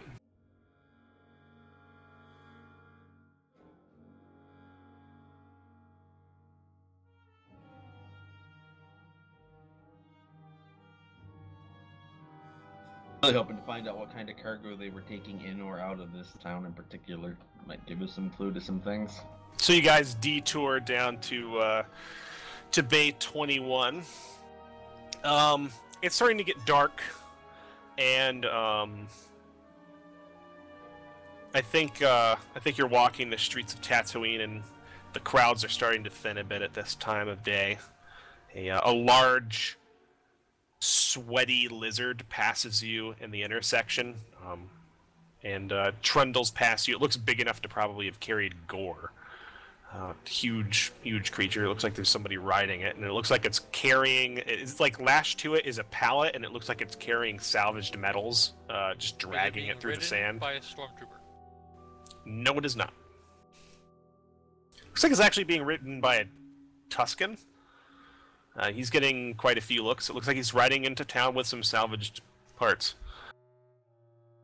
And yeah, you're making your way to Bay 21. You get there. You're outside of the entrance. Not a whole lot of lights in this section.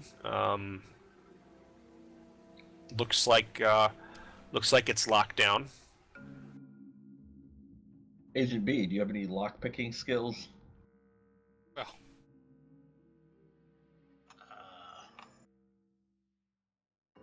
Of course, like, I got your lockpicking skill right here. There's like no cameras or anything like that around here. You want to give me a perception check to look?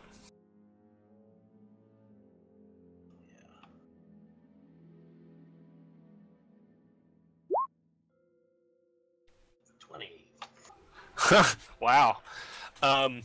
You do notice that there is a camera set up to monitor the door. What you also notice is that aside from the obvious camera meant to overlook the door, there is definitely some secret surveillance here. It looks like the door looks like it's run down. It looks like it's been recently upgraded as you're kind of looking here, and it looks like there's a couple hidden panels. It looks like they've been intentionally hidden. You have to guess that this entrance has been somehow modified in some way, and I think yeah, you can definitely tell that this is a significantly more secure door than its appearance would initially lead you to believe.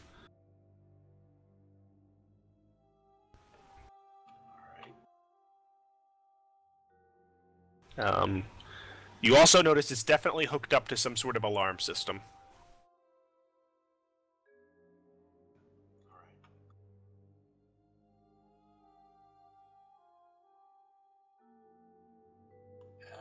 This looks a little secure to be breaking into. I was gonna look and say it doesn't look very secure to me. Are you saying it's more secure than it appears? Yes. Mos Eisley takes their spaceport security very seriously. Alec turns to Gore and says, well, I take something like this very seriously, and I think that it's probably more than that. So what I'm suggesting we do is I will kick down the door, Gore and I will take the computers, rip them out of the walls, and we'll carry them back to our ship and leave. Kick down what doors? The entrance to the docking bay? If you can't get it open, we'll blow it open. Do you understand what you're trying to do and how illegal that is on this legal? We are here to try and bring order, not move it. But this bay is if being there's one tamed. law on this planet, you're about to break it. Mike turns and says that, well, I can't exactly get a warrant to search the bay now, can I? So my warrant's a concussion missile.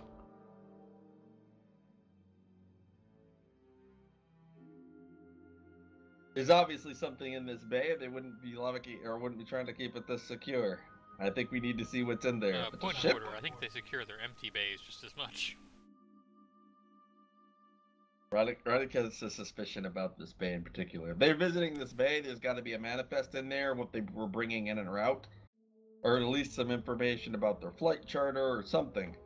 This is a regular bay for them. They also have to have a contact inside and know somebody. Just most wisely. You pay anyone enough, those records don't exist.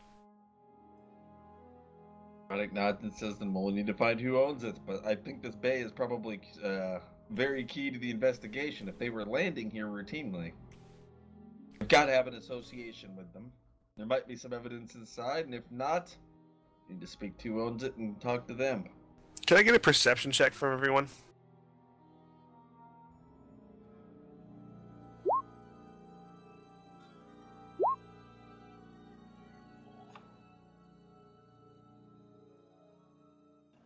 Yes. I have a 20. It's better than a 1, Bunko.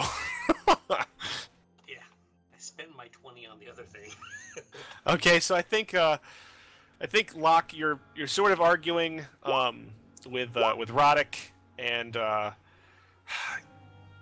Gore's a little distracted by this. Bunko is very distracted. I think Bunko is now scratching like a rash that she has developed, and is very irritable and is very Could you roll irritated con versus rash? with Roddick. Probably could. I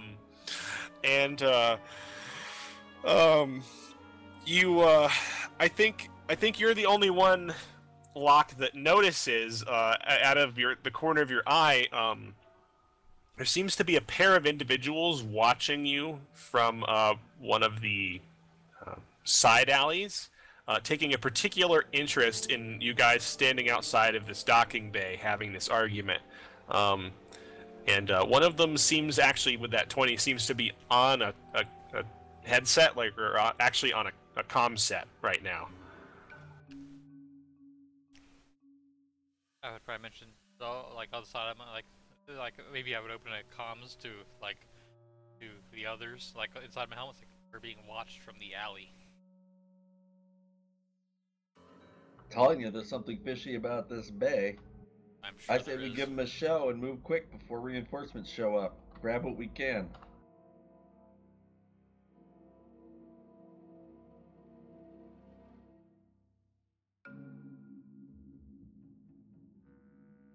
I'm gonna see if I can maybe spot the people mentioned very casually.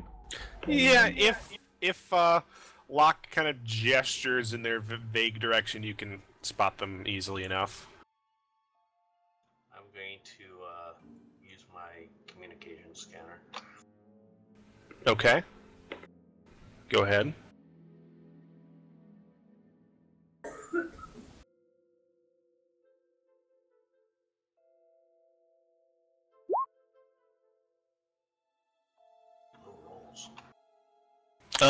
So you open up your communication scanner and it almost like fritzes out. You're getting hundreds or maybe even thousands of returns, and you quickly have to turn it off because there is just way too much information here to get any information at all.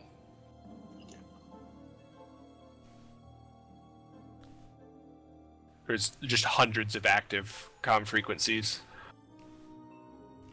I'll get on the radio and say, Gore, why don't you and Locke get inside, take what you can. I might go speak to our friends here.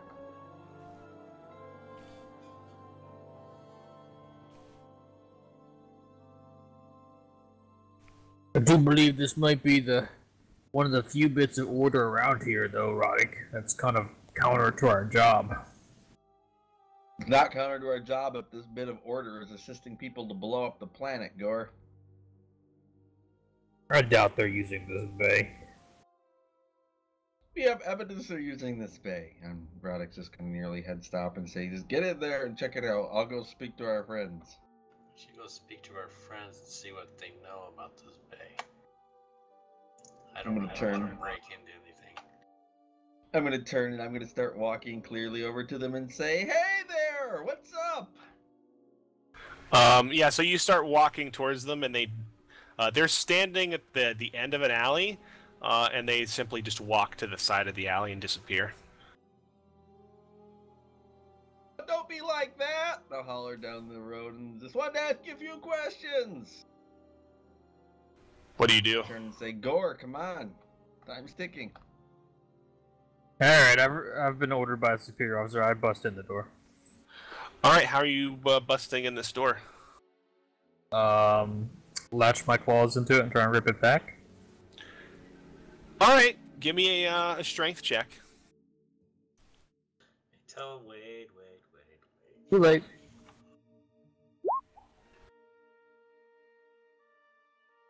Alright, so Gore, you dig your claws in, and you just like shriek. It will be 5 higher than that. You just shriek metal against it, and you get nowhere. This is a heavily reinforced door. Where Agent B walks up and presses a button and it just opens after he's like trying and grunting.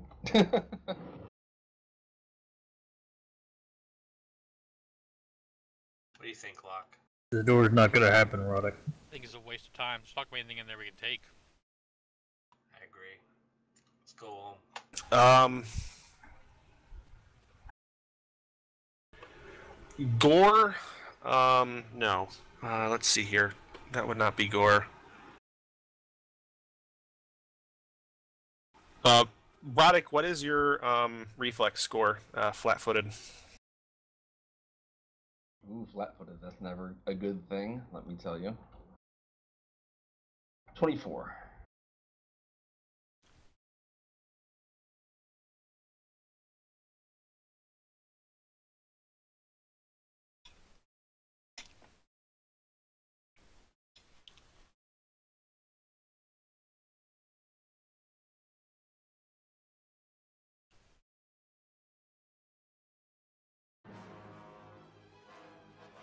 So, a burst of laser fire from behind you strikes in, and Roddick, I need to roll damage for you as you get shot not once but twice. Ooh, God.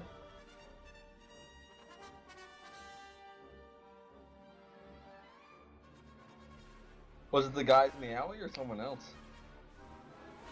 How do you know? Good question. You take 32 points of damage as you get shot in the back multiple times. Those count as multiple hits, right? Those two? 2 hits.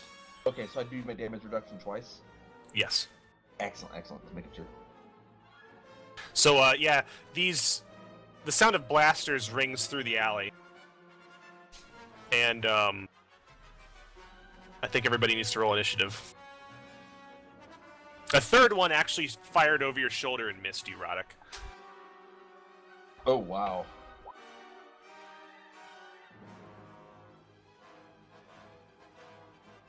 Six health. Got it. Okay, rolling initiative.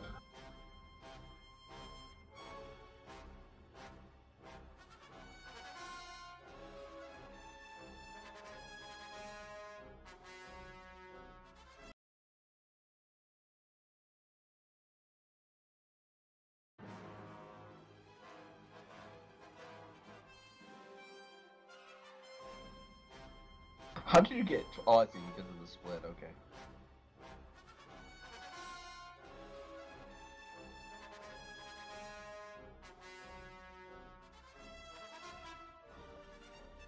Can I get a roll off between Gore and Bunko?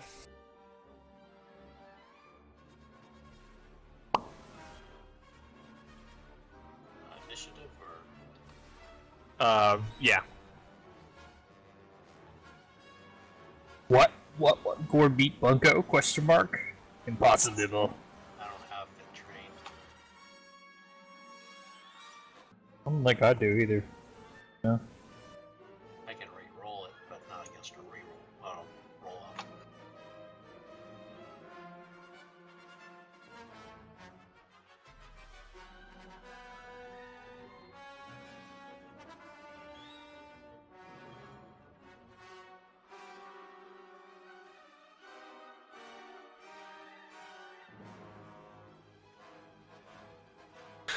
Okay.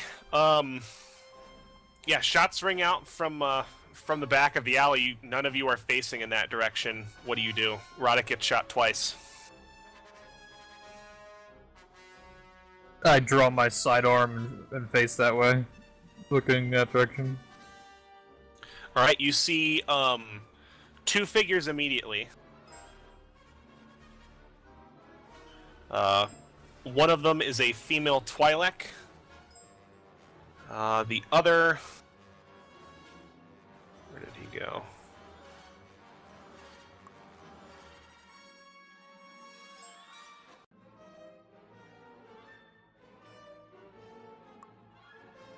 The other's a human male in a long coat.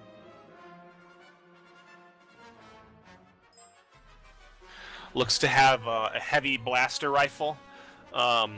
Both of them are aiming their weapons at you. The Twi'lek seems to have like a sawed-off shot blaster in one hand and a blaster pistol in the other, and the other one has like some sort of heavy. It's either a sawed-off blaster rifle or a heavy blaster carbine.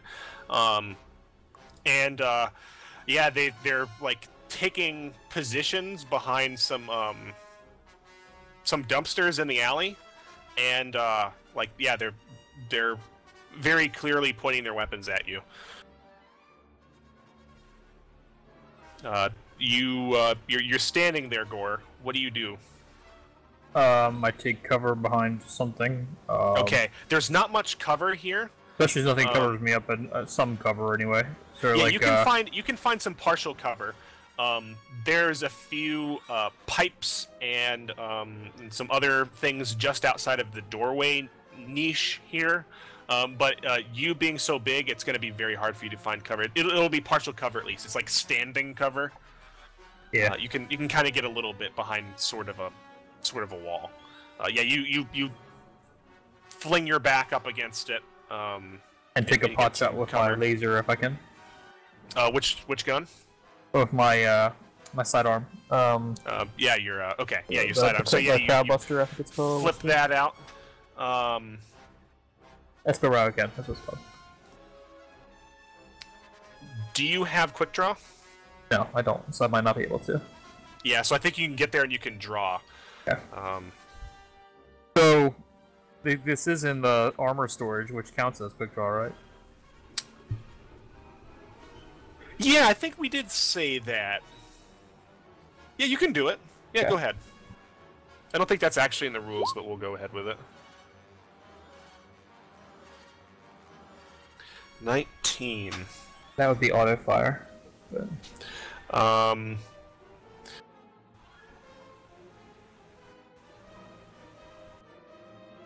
Would you care to use a force point on that? Sure. Okay. Ooh, nice. That is full damage against both of them. I think, yeah, you just spray into the alley, and they're both, like, coming up behind their cover to take shots, and they both take shots to the chest, and you hear the guy, like, cry out, and they both try to take cover back behind their respective dumpsters again. Agent B. I probably put a decent number of bolts into that dumpster when I did that, Yeah, too. there's probably smoking. You said there's no cover? It's very sparse. You guys didn't tactically analyze this place for cover. You're at a doorway, and you're like near an alley. There's probably some partial cover that you can get to, like a garbage can nearby. But like the best cover are the dumpsters that these people are taking cover behind. Either that or like the corner of the wall, and that's what Gore is using. They very clearly got up in a very good angle on you guys, and it would take some doing to get some like full cover. You'd have to like move very far away, and it might not give you a good return shot. Alright. I'm just going to raise up my rifle and aim and fire. I'll fire at the Twi'lek. Okay.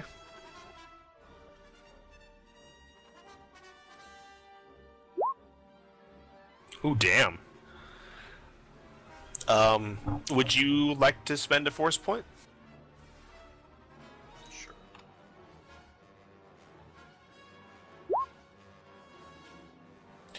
So I think she pops up from behind the dumpster, and you nail her right through the head, and she just goes down, like brain splattering back behind her. Alright. One down.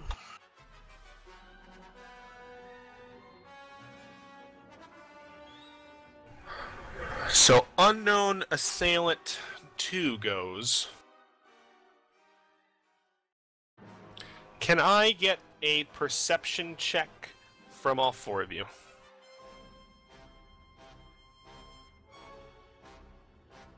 Indeed.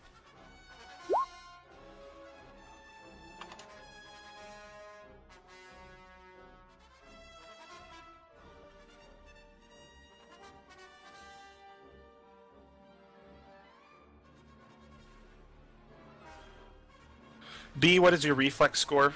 It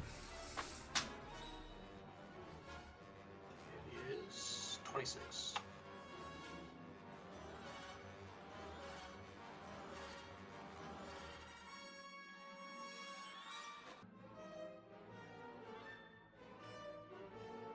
Alright, so a laser blast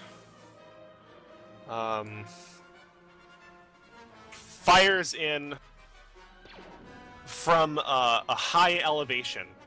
You can't catch where it comes from. It's definitely like higher up than the alley, and zips right over your shoulder and burns a hole in the wall. You do not catch sight of where this blast originated. Roddick, it is your turn. I'm going to declare both my defensive bonuses against the remaining person in the alleyway that I can see. I have a question. How far away is it? Like, am I able to throw a grenade or no? They're 30 feet. That's like long range for grenade, right? I don't think it's long range. Let me look at the ranges. I think the increment is like 10 or 30 something. is right at max range there for point blank. So yeah, you're fine.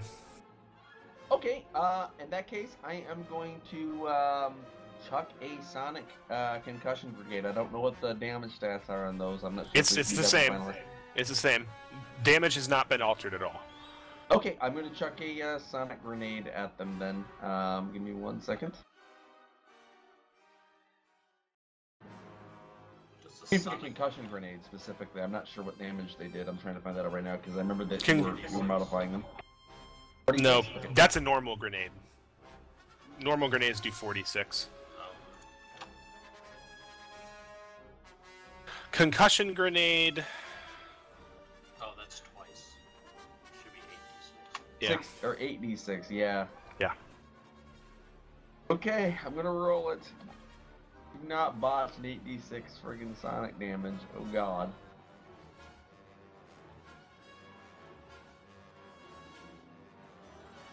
Probably gonna scream out, halt in the name of the Sector Rangers as I throw this. And I'm just gonna roll a frag grenade for my attack. I don't have a Yeah, go ahead.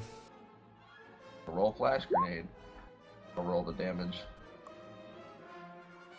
22. That's pretty good. 4d6 and it's plus half level? It's 8d6 plus half level. 8d6 Half level. plus half level?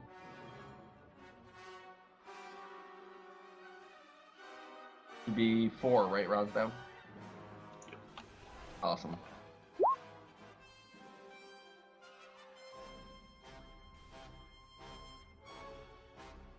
That is a shit ton of stun damage.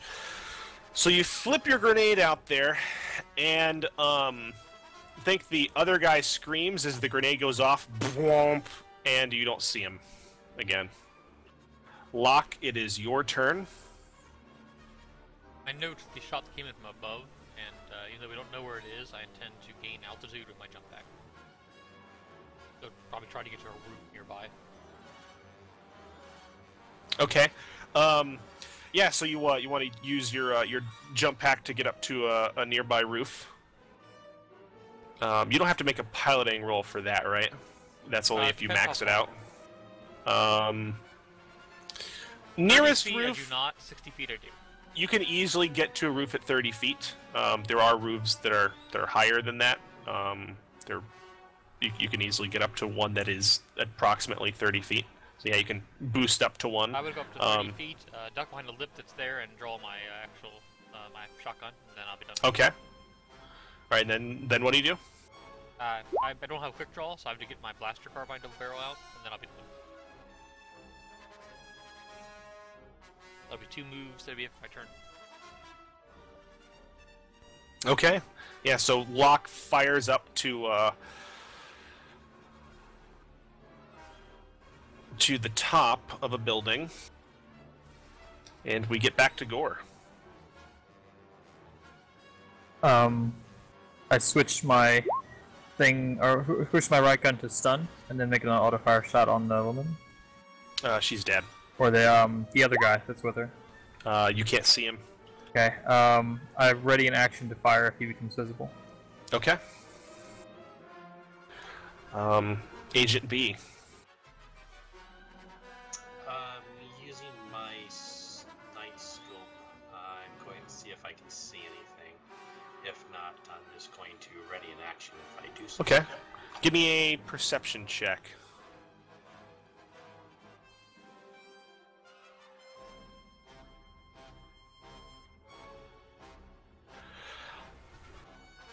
Make an opposed stealth roll. That is not sufficient enough.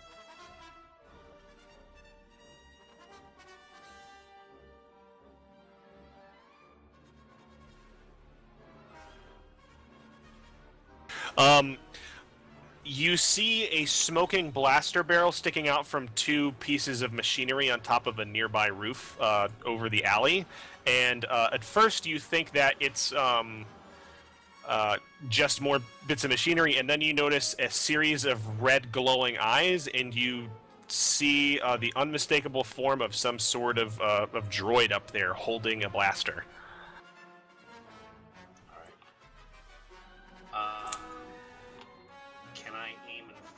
No. It took your turn to do that. All right, so I can't fire either.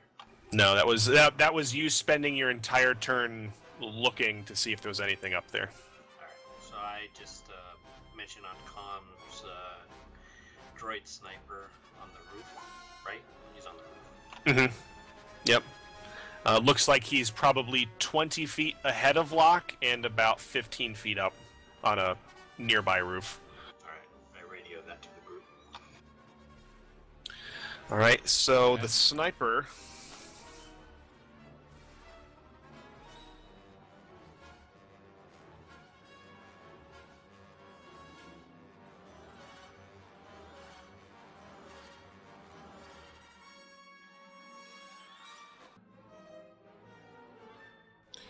fires, and you said your reflex was 26, Agent B? Yes. Right, misses again, just barely. That one skims your hair, I think. And the blaster bolt digs out like a huge chunk of the wall behind you. Roddick, it is your turn. I know that there's a sniper out there somewhere, so can I switch to my my sonic mapping and try to see if I can potentially figure out where he might be while I take cover and scream out once more, "This is the Sector Ranger operation! Stand down!" Yeah, I think you can scream that out, and you can give me a perception check with your sonic scanners. Is there any cover nearby that I can duck behind while I'm doing this? You can duck behind Gore. Gore counts as cover. I'll totally stack up behind Gore, use it for cover for the moment. Yeah,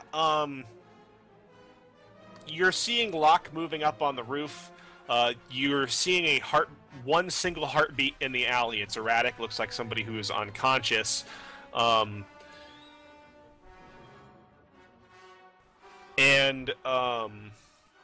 You are able to just barely make out a dead zone in your sonic display. It looks like this being is holding extremely still, and if it wasn't for the precision of your instruments, you probably would not have been able to detect it. It looks like it's probably like 45 feet away. Some of that is vertical. It's up on a roof on the right side of the alley. Locke is on the appropriate side of the alley and is a very short distance away from him. Although there's some building in between the sniper and Locke. Got time? I'll relay the floor and say. I probably only have time to relay the floor, actually.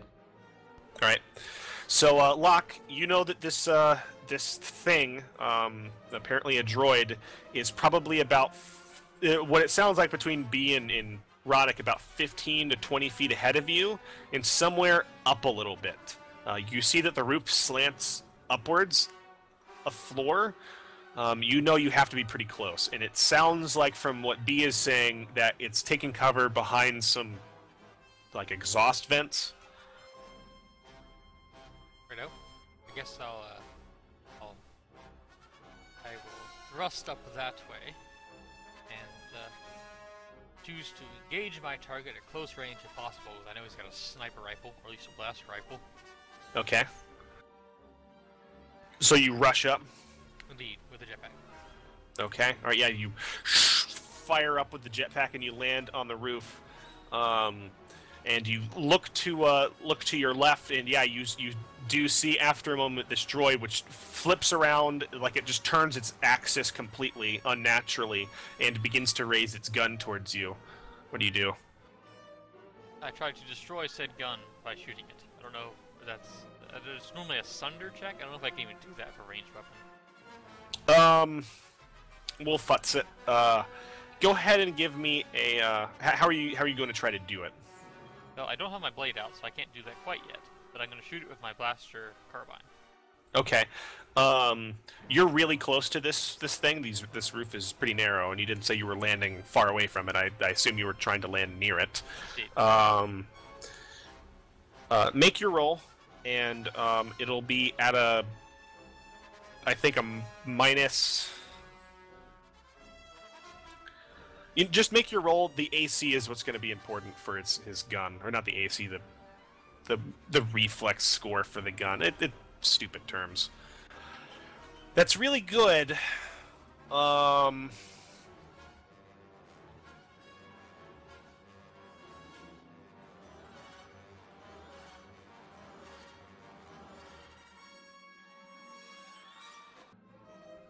Yeah, I think. Yeah, I think you fire and you blast the gun, and it explodes in its hands. Gore? I move over to the guy that was stunned on the ground. Yeah, you rush up the alley. You see up the alley. The Twi'lek is dead. She's got a hole through her head, eyes staring wide up into the night sky. The guy is moaning on the ground, obviously out of it. I look about. See if there's anybody else I see. You definitely see some onlookers on the very far side of the alley, but they're very wisely, given this is Tatooine, keeping a very far distance. I start disarming this guy. Okay. Yeah, you find like a modified blaster carbine on him, as well as a couple pistols, and looks like probably a grenade. It looks like some sort of stun grenade. B, it is your turn. I'm aim and shoot. I have precise shot if he is considered in melee. I don't think he's technically in melee, so it's fine. Aim and shoot. All right. Yeah, you can just barely see him.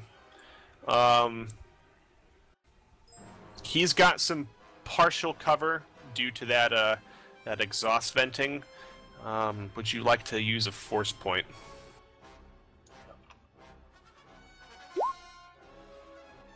That's definitely a hit. I think, Locke, you're looking at this thing, and he takes a blaster bolt right to the chest. He goes down 2 on his condition track. Nice. He takes a substantial hit, and you can see sparks flying from his chassis. It does something.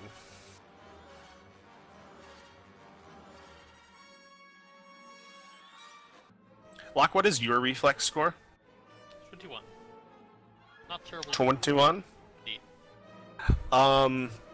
So he rushes you, or it rushes you rather, and you know, it's the droid is sparking as it does so, and it reaches up with its these weird spindly arms and goes to bring it down on your head in a crunching attack, dealing some significant amount of damage here. Let me...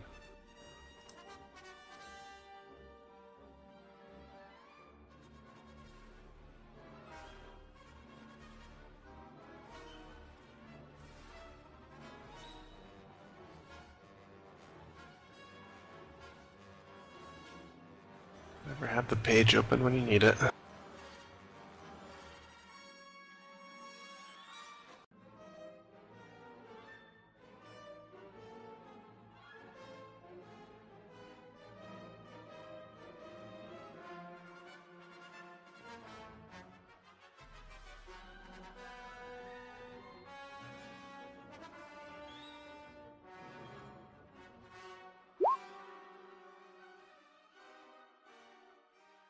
You take 12 damage as he brings a crunching attack down upon you.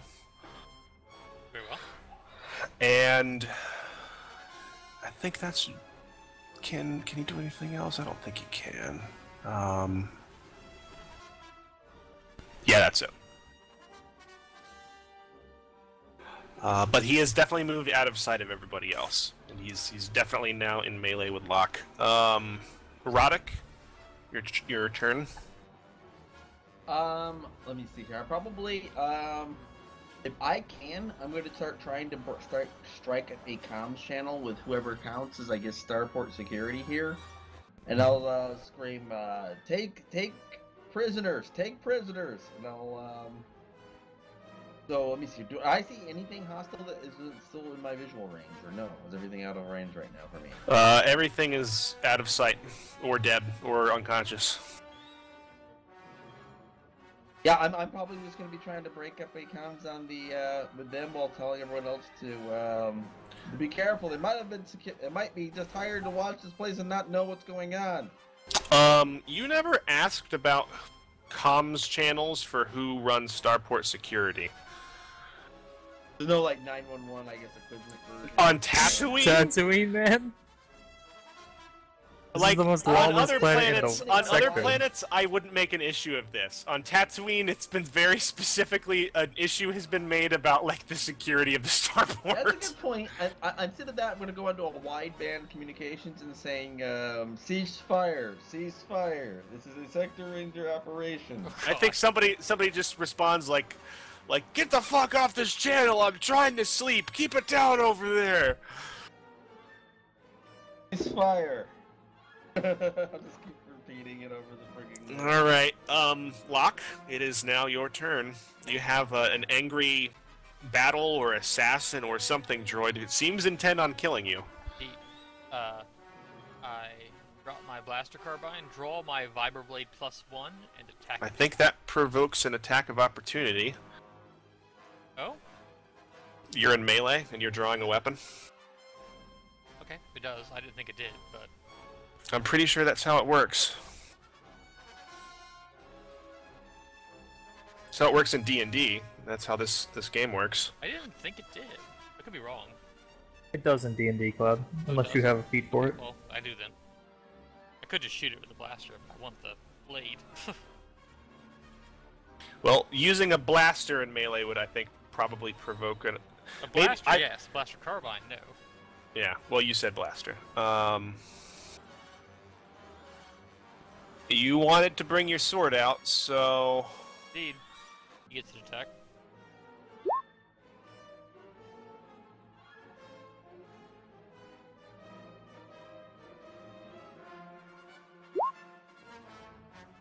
You said it was 19 for your reflex? 21. 21. Yeah, he misses. I think you just barely managed to dodge back, and his fist comes down and crunches a metal grate behind you, just like utterly destroying it. Dear. I wish to turn on my vibroblade, and I wish to hack at him with it. All right, go ahead. Give me an attack roll. In the end, I want this judges how I'm attacking it. In the end, I want his head. I want the memory cell that's in it. Probably not going to take it yet, but I'm just saying that's the way things are attacking. If you're trying to specifically not attack its head, well, that's not a hit either way. So I think you slice into it, and it just blocks it with its arm, and there's like maybe a centimeter deep gash, and nothing happens.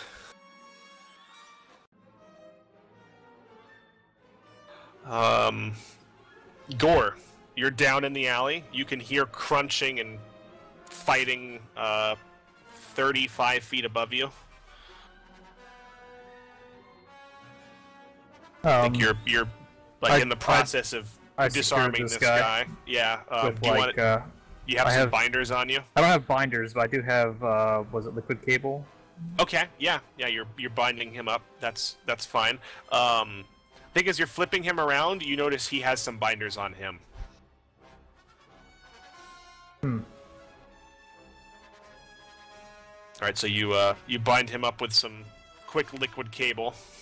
Yep. Bunko, it's your turn. All right. If I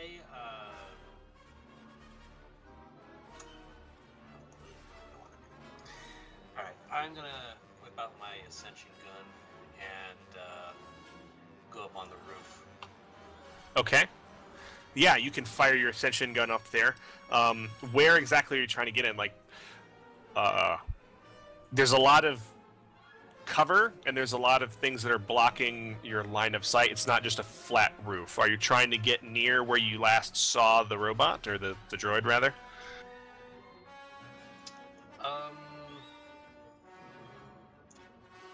Seems like he intentionally chose that place for a reason. Like, there is a lot of cover up there.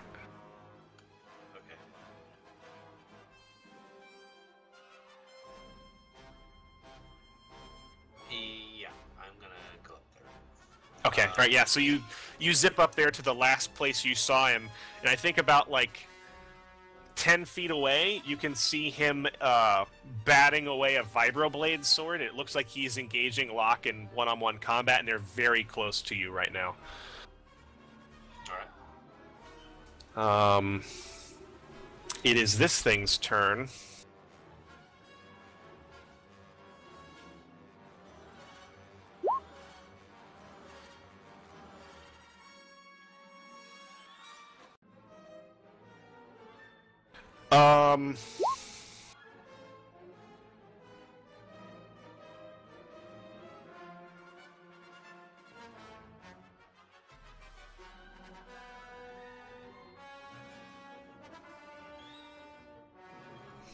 Locke, it moves towards you, and I think bashes you in the side of the helmet with its fists, and I think like lifts you up with unnatural strength and smashes you into one of the nearby grates, and essentially starts attacking you like a Terminator.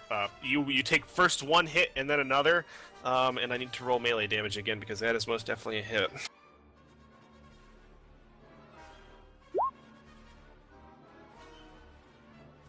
You take another 12 points of damage. As he continues to bash at you with his arms. Roddick. You're yelling frantically into the radio. There's a lot of stuff going on. In an open channel in Mos Eisley, you just get utter chaos. Yeah, I'm gonna scream, "Lock, what's going on up there?" And I'm gonna start targeting my, targeting the room that they're in with my wrist rocket, but I'm not going to fire. I want to hold my action until I hear back a response. They're not in a room, they're on the roof. Oh, okay. Can I arc it up there, or is that in my... You can't...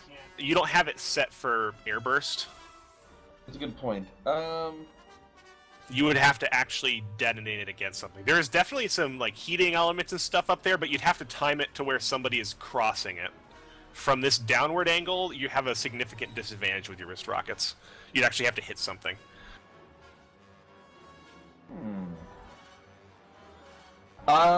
Yeah, not much I can do then, except for continue to try to, say to, cease fire, we don't know the situation.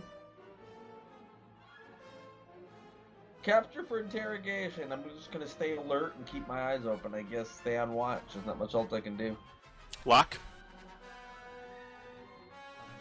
I've tried to parry this guy's attack while saying, like, I got a droid up here, I got his rifle, he's still attacking me though, as I try to swipe at it again.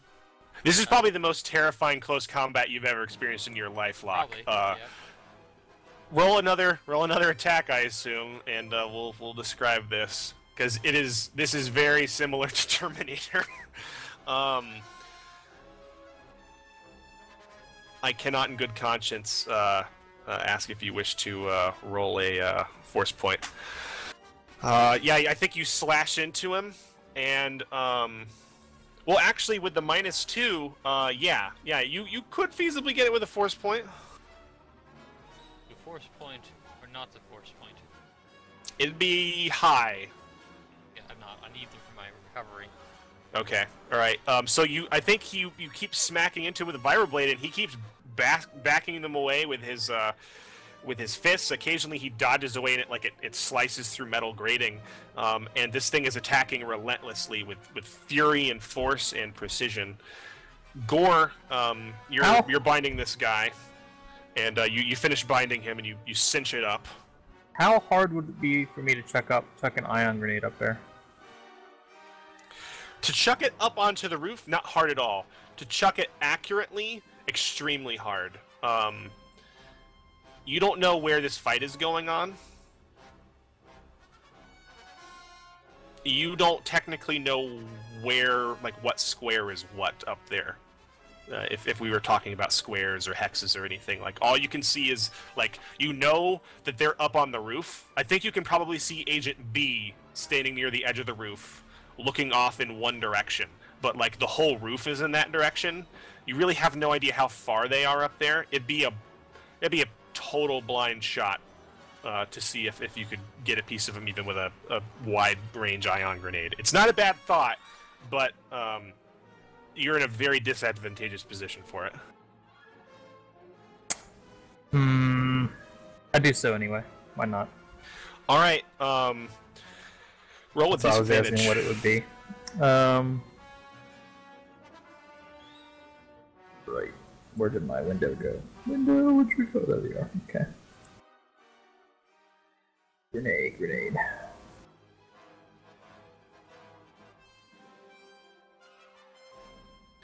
All right, so the grenade flies up there, and I think, Bunko, you see this thing fly right up past your shoulder. It arcs,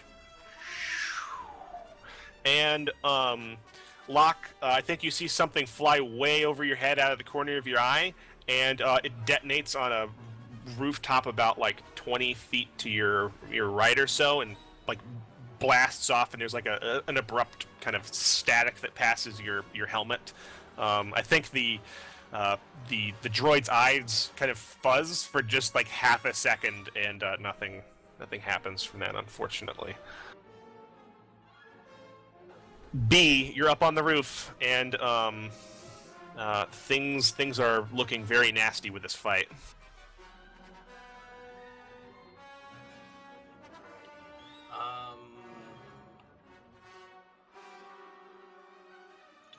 do a grenade.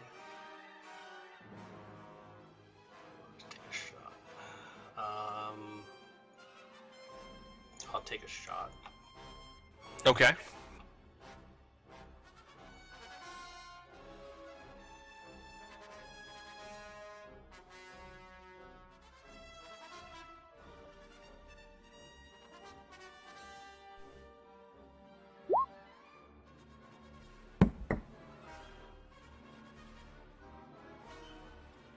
I believe that's a hit, and he takes another 2 on his condition track.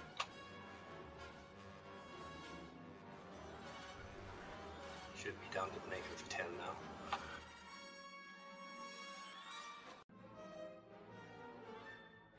Let me look something up real quick.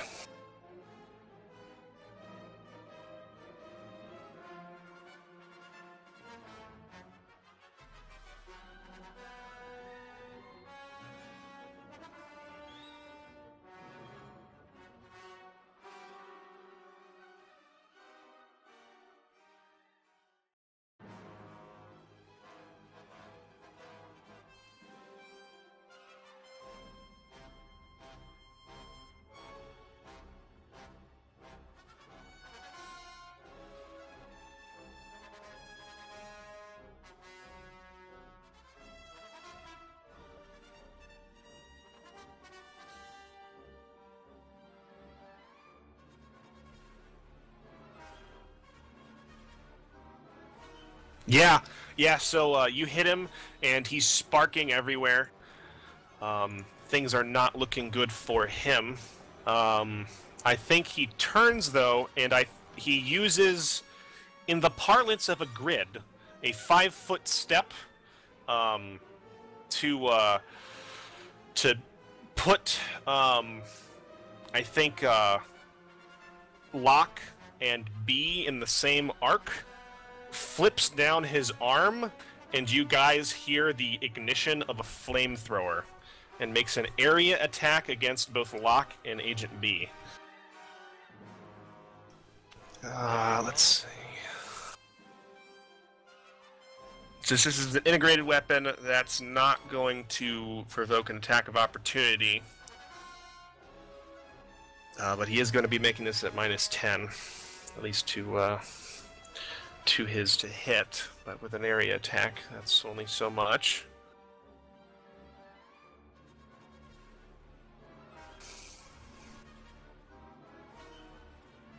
Alright, so the flamethrower spews wildly over you guys, and I will roll damage and take half of this, because it definitely did not hit you guys.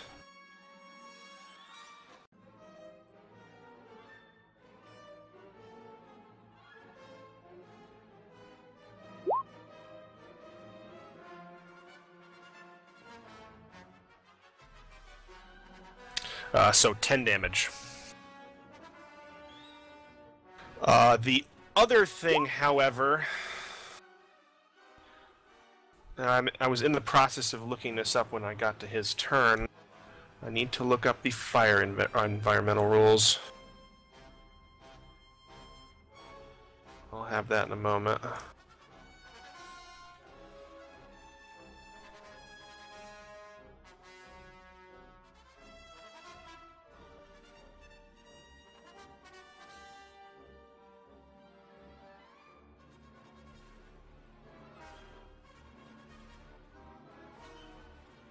Pathfinder, it's a reflex saving throw, but doesn't help as much here.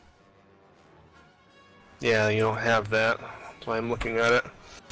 A creature or character that takes fire damage also catches fire. For each round that a creature is on fire, make an attack roll of 1d20 plus 5 against the target's fortitude. If the attack succeeds, it deals 1d6 points of fire damage. If it fails, the target takes only half damage. A character can put out the flames as a full round action. So yeah, you are both on fire. And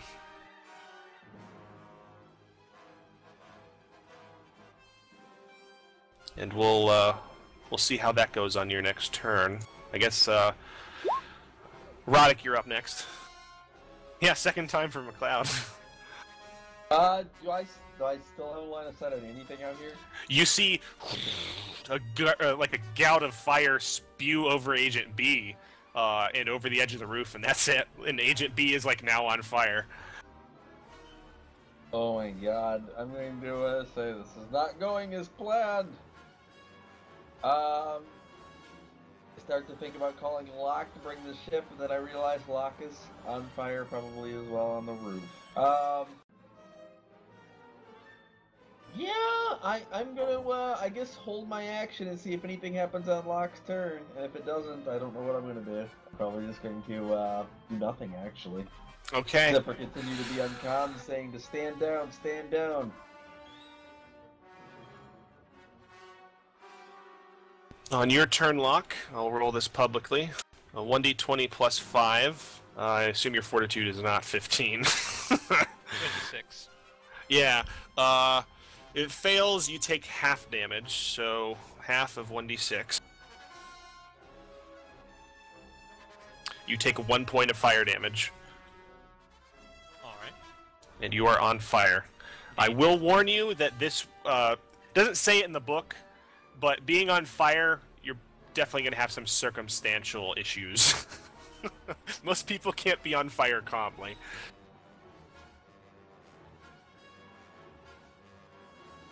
Define these circumstantial issues.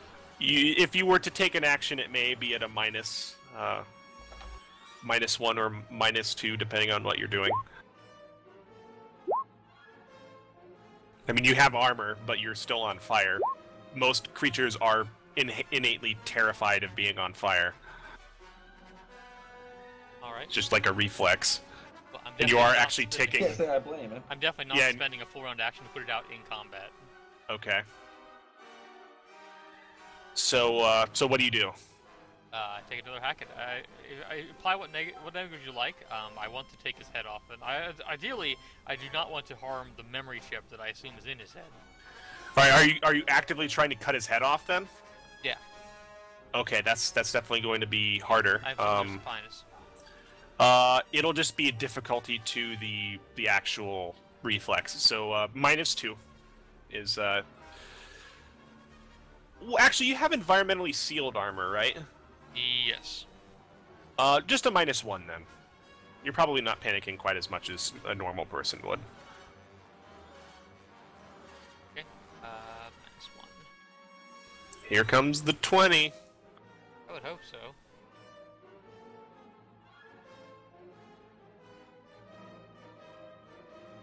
Yeah, 5.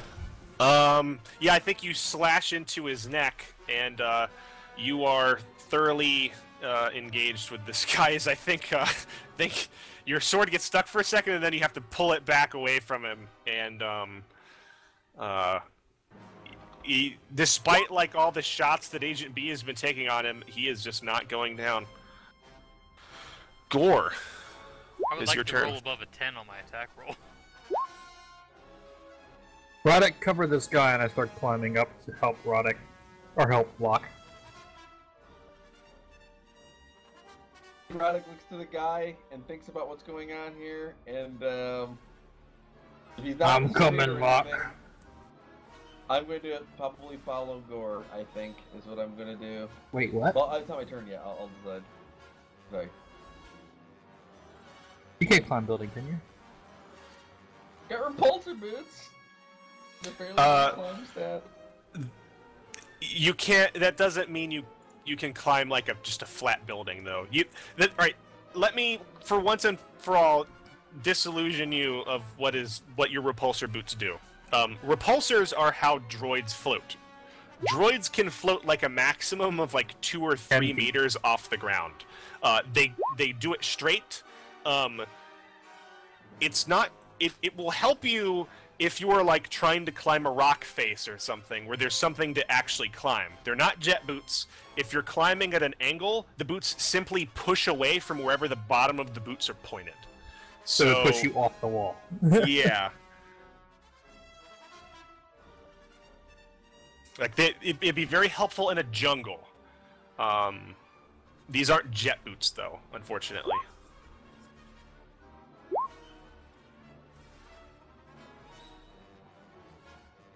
They're more like mild hover boots.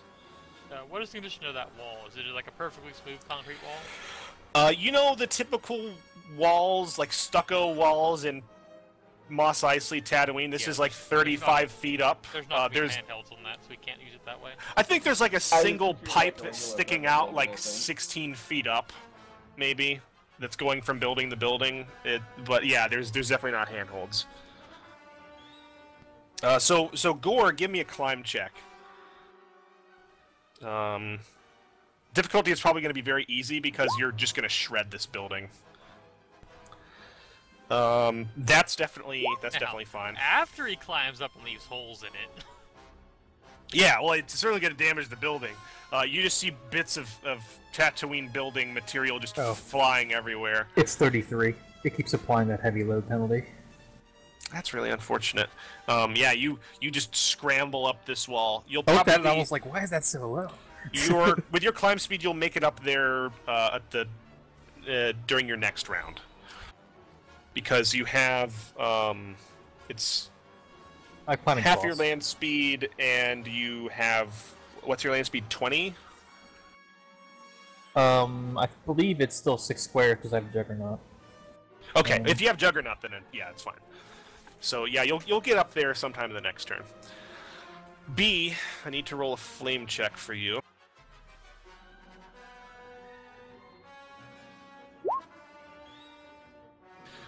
Is 20 more than your fortitude, or equal to?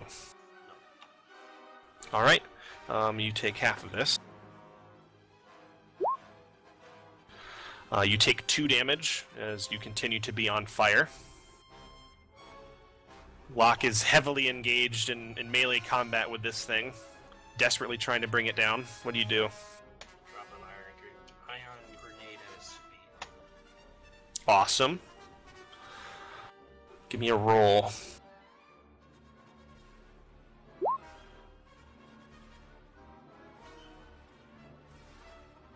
The damage should be max, being he's a droid. Yeah. So. Should put him in helpless if desolate loses threshold.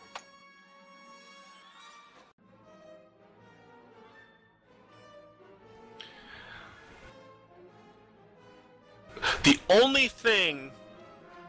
Does threshold reduce with condition track? I think it does. Iron grenades are like Threshold does go down with condition track. If threshold does go down, then yes, that does shut him down. So the grenade goes off. Vroom. I think Locke, you technically take some stun damage, don't you? But it's really minimal. Yeah, it's like. I'm not gonna track it. Like you're not in the health range where it would matter, right? No, I'm not even at half yet. Okay, all right. So finally, the droid just topples over.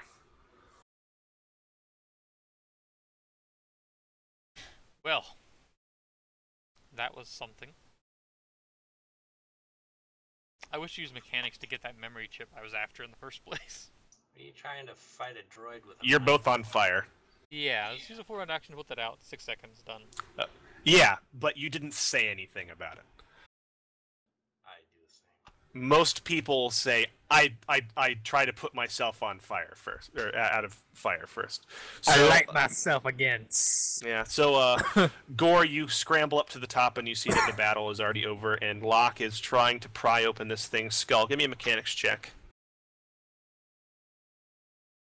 Mechanics, you shall have.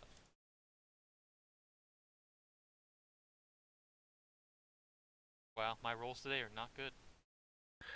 Unfortunately, I guess you're using you have like a vibro knife or something? Yes, I have the toolkit that's with the utility belt. Alright, so I think you're getting it open, and you actually damaged the chip. Wonderful. That's I think you're getting it open, and it's secured pretty tightly. It doesn't look like it's been adjusted in a very, very long time. You start pulling it out, and the chip just breaks off. Well, Droid's down. I'm just gonna sigh and say that let's hope these people were well aware of what was happening here. We'll talk to the one that we took. Let's get to the ship, and we'll come back later to investigate the actual bay. I pick up my blaster carbine and use another jetpack to make my way down. Okay. Alright, so you guys hightail it out of there, leaving everything but the your newfound captive, and make your way to back to the Sand Panther. I think so. All right, so I think waiting outside of the bay, there is a I think seated on the ground, quickly rising when he sees you approaching, is a rather nervous-looking Gamorrean. Looks like he's got some stuff in a bag. And he quickly kind of gets up and looks around, and then sees like you guys are dragging like a body with you, like somebody's got him in a fireman's carry or something. Gore's probably got him, and he's just like, "Oh, what's going on?" Do you know this man? I'll say as I hoist the unconscious body with my robot arm in front of him like a ragdoll. Yeah, he just looks horrified. He's like, yeah, I think he just shakes his head. Like affirmative. He's like, he runs security at the base. He runs security. I'm gonna just sigh and say we need to have a talk with him. He may be in on this. All aboard. We'll discuss things shortly. Let's get on board the Sand Panther. How big is the Sand Panther anyway? I'm not 100% sure how big the interior is. You know Boba Fett's ship, the Slave One, from Empire Strikes Back. I mean, are there like a couple rooms? Right here's a picture. Essentially, a very cramped RV. You see this picture that I am shift clicking. You see the people around it. I'm gonna see if our new Galorian friend would mind sitting in the bathroom for a few moments while we talk to our prisoner as we head on board. Yes, he kind of like warily shakes his head. Gito like furiously greets everyone. He's like, "Oh, it looks like you have an unconscious prisoner there. Oh, is there anything I can do? Do you need binder cuffs? Stun cuffs?"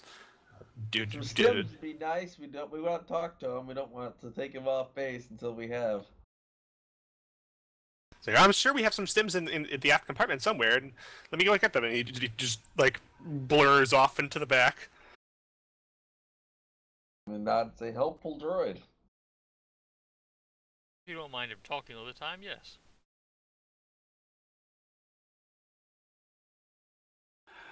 You ever thought about just turning off his speech module? I ask as we walk in. I could, but then I have no one to talk to at all those hours we're in hyperspace.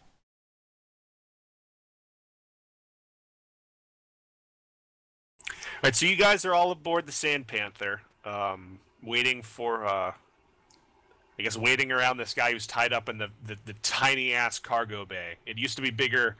It's a lot smaller now due to the shipboarding device that you guys have. And I think Gito returns, and he has like 12 different syringes or something like that. And he's like, "I believe some of these are stimulants. Here." He hands you a handful. I'll take a look at him and say, "Who has experience with this? You wanna? It looks like you might have the most experience with needles. Do you want to drag him up, B?" No, I'll hand him in your direction. I was once owned by a crazy man who owned and operated a ship, and he operated on the criminally inclined. We would make trips to many outworld systems, and he just like goes on and on in the background talking about his previous master. Why do we need needles when we have gore?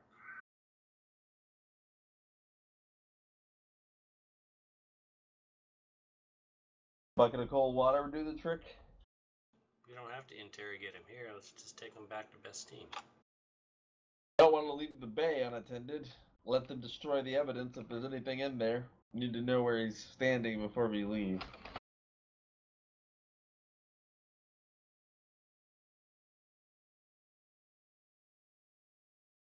Turns out we've made a horrible mistake. Well, we might not want to kidnap him either. There's that small issue. And the murder. Let's get a glance briefly in tried to these fire directions. I think we're in the rights to take them wherever we want. Well, he did fire on us after I tried to bust in the door. Just saying. Horrible misunderstanding. I wish they had simply talked to us, but regardless, we should investigate. One could say we could have talked to them, too. Well, Roddick did try, I think. Tried to get their attention. Did you get the chip from the droid? No, I broke it. Good job. I know.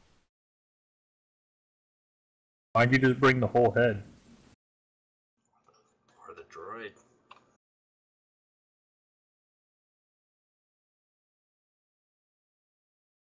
It is a reasonable question.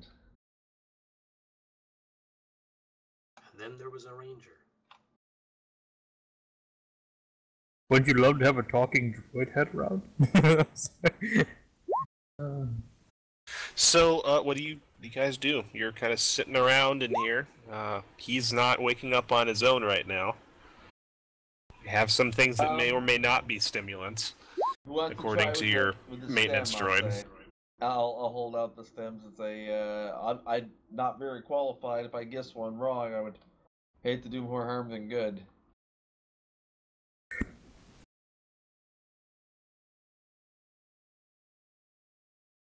Guess we should go back to the base then and try and get some of this stuff sorted out. No one here is qualified for first aid.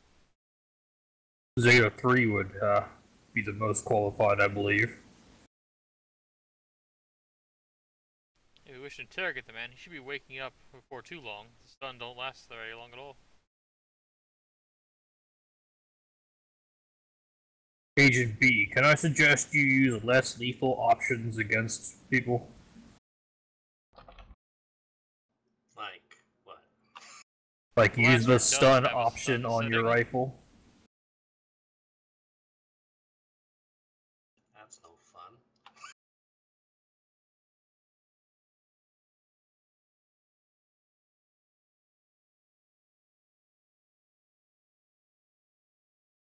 Dead people tell no tales.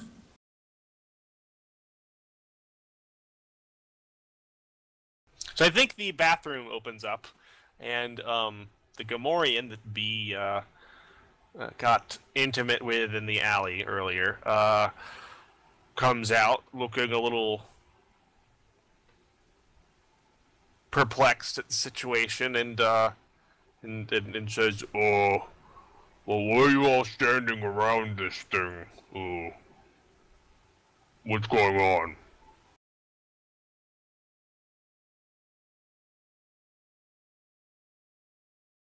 I'll say it as well. We need to wake this man up. I'm just going to start looking for a stem to get I think the his Gamorrean leg. just goes over and back fists him in the face, and the guy falls out of the chair. He's like, "Don't look like he's waking up to me." That's why we need to use drugs, perhaps. I have an idea. Can I get our medical droid on the line? That's something you could potentially do. Yeah, I'm going to try to get our medical droid on the comms.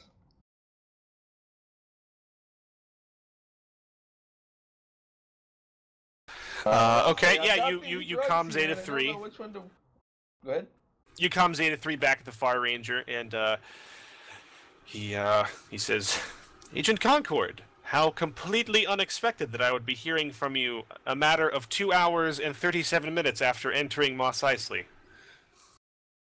I suppose that might be true, but so far the only one of us that got injured was Locke. He got set on fire, but he'll be all right. The reason I'm calling I'm sure. is we have a man that was rendered unconscious by a sonic grenade, and we need to ask him a few questions before we depart. I don't know which one of these to give him. I'm just gonna kind of hold these things up in front of my helmet package visor. I'm not sure if I can show it to him that way, but I'll read out what's on the label. Okay. Yeah, I think you get to like the third one. He's like, no, that will kill him. You get to the third one. No, that will make him sterile. No, that one is banned in at least 4 star systems that have signed contracts with the Sector Rangers. And you get, I think, to the 6th one, and he's like, yes, this will suffice, although he will have a significant headache. I think Ito just literally shrugs and he says, there was a... Why do you have drugs that'll make you sterile on your ship? Not mine. I'll take that one. I think Ito just shrugs and says, there was a box of them in the back. So did she point one out that actually works? Yeah. He says, yes, this one will work. Although I must inform you, as the principal medical officer aboard the starship, that this will have some negative effects upon his health if used without treating him first. These effects will probably not be permanent. Without having a chance to examine the prisoner in question, I cannot fully guarantee these things. Stand by for one moment. I'll lean over and I'll start using my med scanner just to give her at least some sort of idea of his vital condition and see maybe if I've informed the opinion a little better. Okay. Use computers for me. 1 second.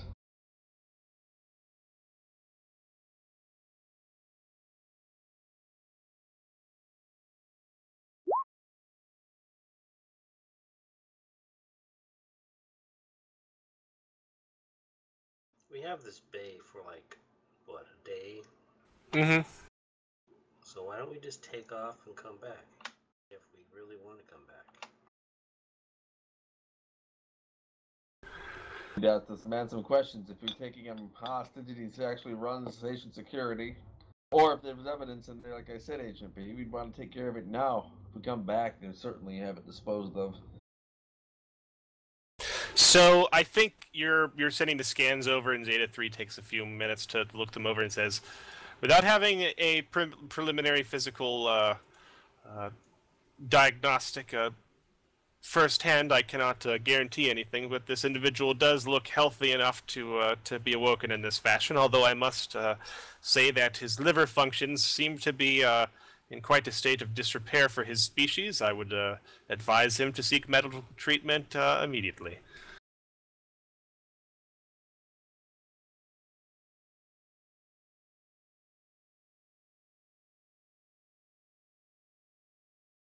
Take the stimulant, I stab the guy with it and put it into his blood. Alright, so you stab him, and like I think 30 seconds later or so, he begins to start fidgeting in the chair, and then he's like, and he's just like looking around. And like you can tell he's having a hard time focusing his eyes. Take my hands and open his eyes for him. And he's like, what? Who are you? What the hell? Oh, when I get my hands on you, I'm going to kill all you shits. And get up and down and put it on his forehead. You first. Roddick leans over and taps him on the chest a couple times and says, look, we don't want trouble, we want answers. Yeah, I think B has her gun to his forehead, and he's definitely looking a little bit nervous, and he's like looking back and forth between B and the large Rancor in the Stormtrooper armor in the corner, and Roddick. B, can you give me a... Do you intend on shooting this person if they don't cooperate? No. Give me a persuasion roll to aid Roddick, I think. Cannot re-roll that because you are not attempting to deceive him. Would it be persuasion? I guess that's. I guess you are attempting to deceive him. So yes, you can re-roll that with deception. All right, that's better. So +2 on your persuasion roll, Roddick. Okay, awesome. Let me roll that here right now.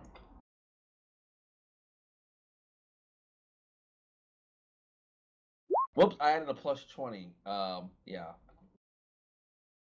Somehow a 0 got dumped in. So 21 is what it should be. Yeah. Right. Okay, 21 should be yes. How does a 39 minus 20 equal 21? Because he intended to put a +2. Is that what you Minus wanted? 18 is what it should be. Okay. Sorry about that. I don't know how the 0 got in there at all. I think I just clicked in front of the 0 and I hit 2. Sorry I about think that. he looks back and forth. He's obviously very very distraught, and he's trying to size up the situation after just being awoken, and he says, if you're not looking for trouble, you certainly found it. I don't know what the hell you think you're doing, but you can't just shoot up Mos Eisley Spaceport and get away with it. I don't know who the hell you think you are, but he just shakes his head. We want to know about the regulars in Bay 21. And why you were watching that bay.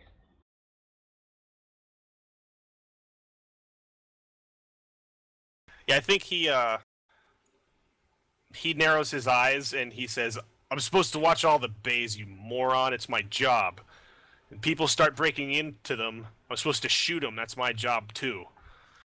We have reason to believe they are involved in the destruction of 3 to 4 settlements on this planet.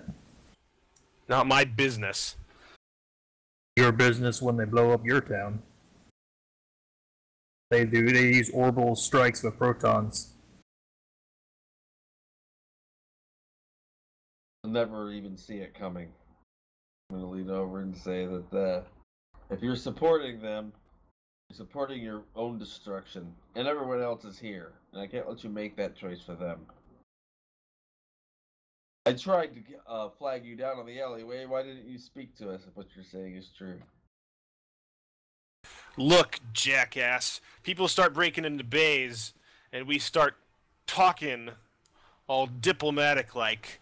Then it becomes an everyday occurrence. People start breaking into bays, and we just shoot them dead. They stop breaking into bays. You see how things work here? It's a deterrent. So your deterrent got your partner killed. I'm gonna kind of look back to Agent B and look back and say that it didn't mean lethal force to be involved there.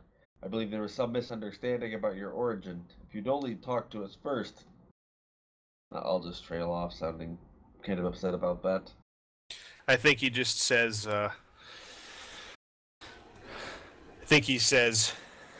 you start messing with Mos Eisley, it's gonna mess with you back.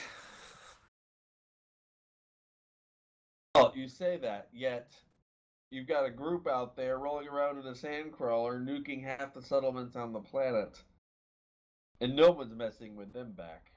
Well, they haven't messed with Mos Eisley, from what I can tell. Yeah, they've messed with about, as I said, 3 to 4 of your other settlements. Do you want to wait until you're surrounded and everyone else is dead, and you're the last one standing? They may want the spaceport intact. He just, he goes quiet. Why we're here is why we were trying to investigate this bay. So if you know something, you should probably say it for your continued business, because this is your business. If anyone's business is on this planet. I think he just spits on the floor. Is this a stunt setting for my gun? Roddick looks at you and says, I didn't know you had one after that incident in the alleyway. Well, I've never used it.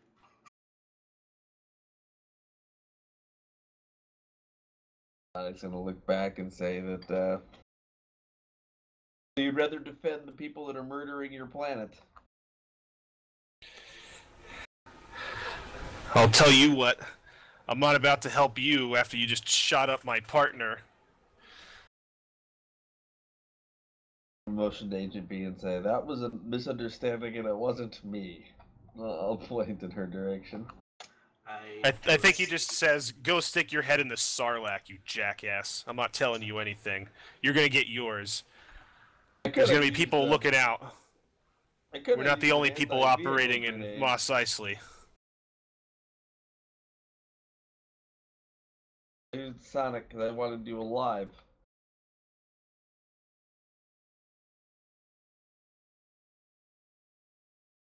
I get a feeling this guy's hiding something, or he's just being obstinate. What? I get a feeling he's hiding something, or he's just being obstinate. Give me a perception check.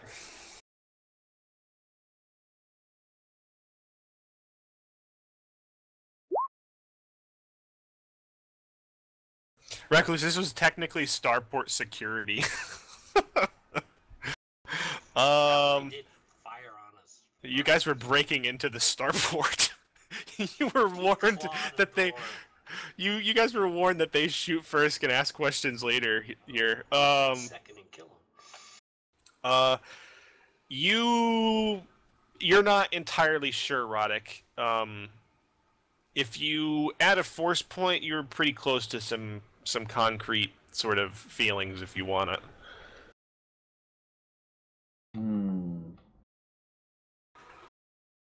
Give me 1 second. Let's see how close I am to potentially getting more force points before I make the final decision. You know what? I'm gonna do it. Yeah, alright. He's definitely holding stuff back. Very intentionally. That stuff about, I think specifically the stuff about, like, the people coming here and destroying Mos Eisley just didn't seem to faze him at all. What you gather from that is your own business. Those threats seem to have no traction with him whatsoever. And I think he's looking up, and you can tell that Agent B's threats are not affecting him too much as well. Like he's a stun shot into the hole of the ship, right next to his head.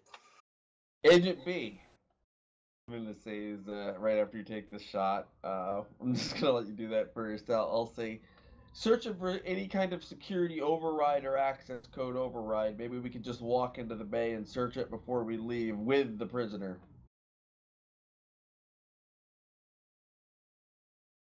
I'm going to look to the others and say, even if he is head of security, he knows something, and if he's not going to cooperate with us... It's a side note. I prefer you didn't shoot my shit up.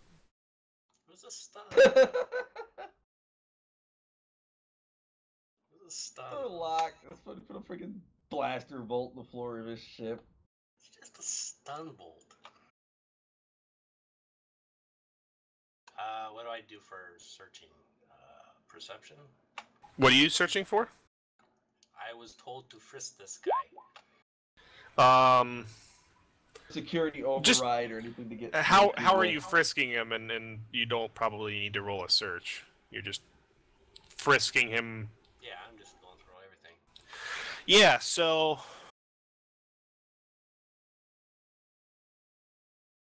He's got 86 credits on him. The weapons were already confiscated by Gore. He's got a short-range comlink. He's got a glow rod.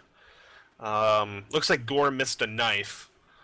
And it does look like he has some sort of...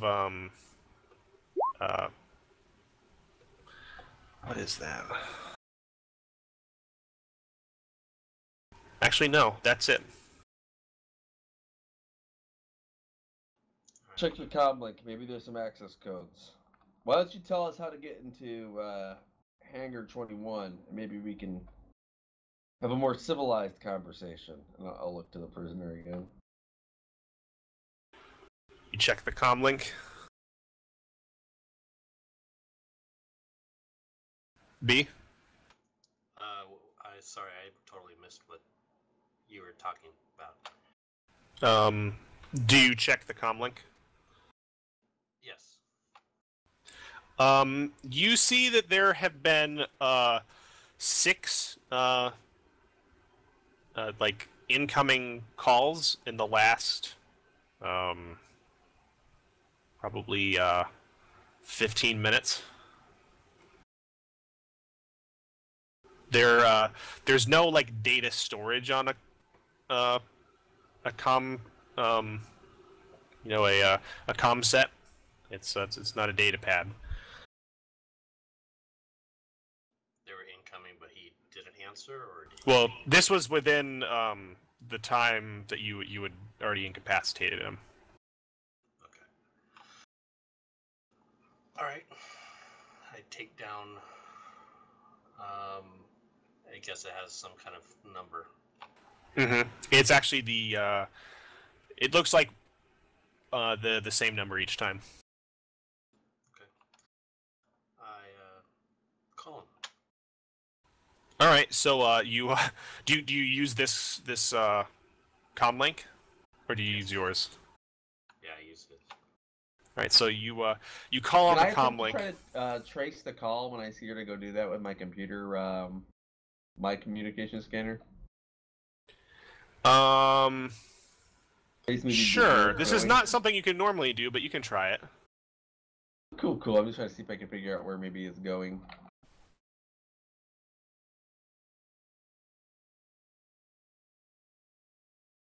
It's not direction or distance. Would you like to force point that? Ooh, this could actually lead to some interesting things. I'm gonna do it. Man, I'm burning the force points today. Wow, 22. Oh, that's just what I needed, actually. Actually, more than I needed. 2 more than I needed. I'm down with that. Direction and distance? Direction and distance gives me the full pack. Okay.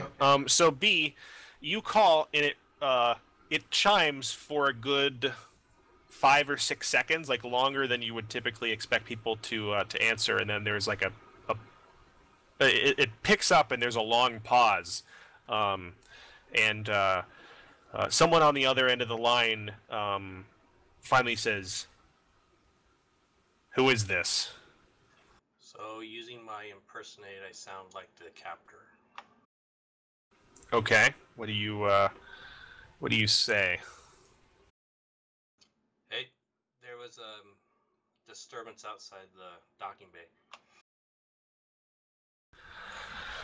I think this is a skill.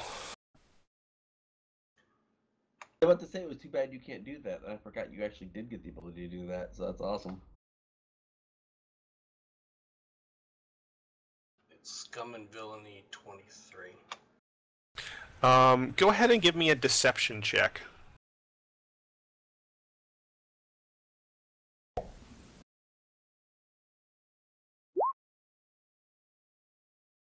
Ooh, damn. That's definitely a very, very good skill roll.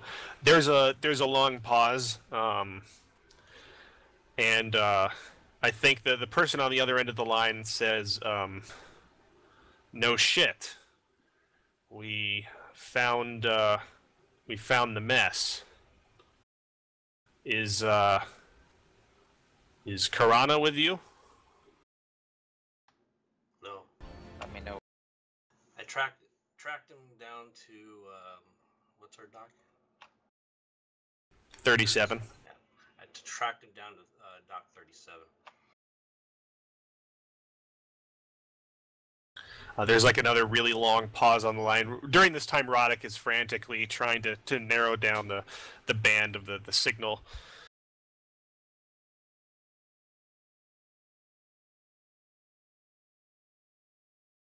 I think the person on the other end of the line says,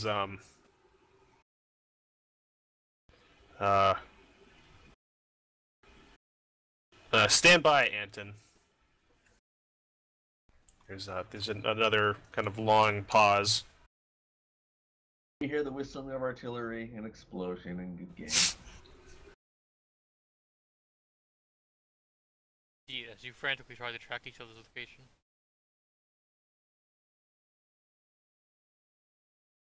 Call coming from inside the ship.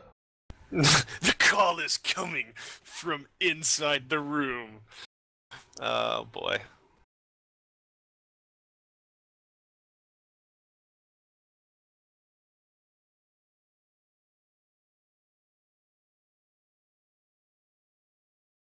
So I think the person comes back on the other end of the line and says, Anton, and then proceeds to ask you a question in another language.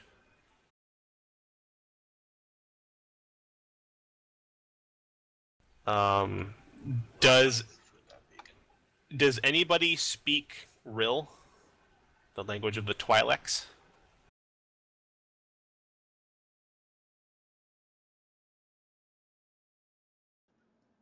Not I. Do I look like Agent B is like frozen for a second, like Yeah. do? Yeah, I think like you look up and you see your pause at that, and I think maybe you're thinking about saying something when you get like a beep on your compad, and you look down to see like what where the signal's coming from. The signal is coming from Bay 37. Knowing that, Radix doesn't want to blow it immediately. He wants to, especially since they're right here. So instead, what I'm going to do is I'm going to scream. Hold on 1 second. Stupid phone call. 1 second. 1 second.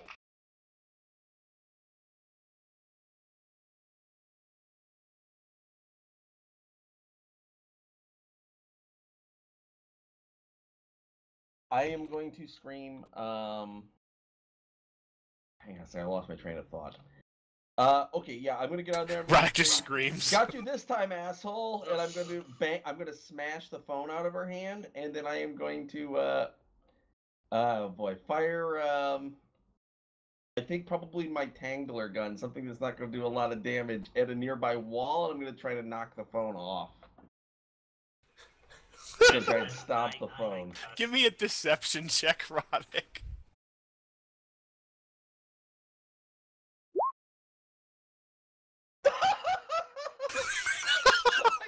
Terrible job. Got you this time, asshole.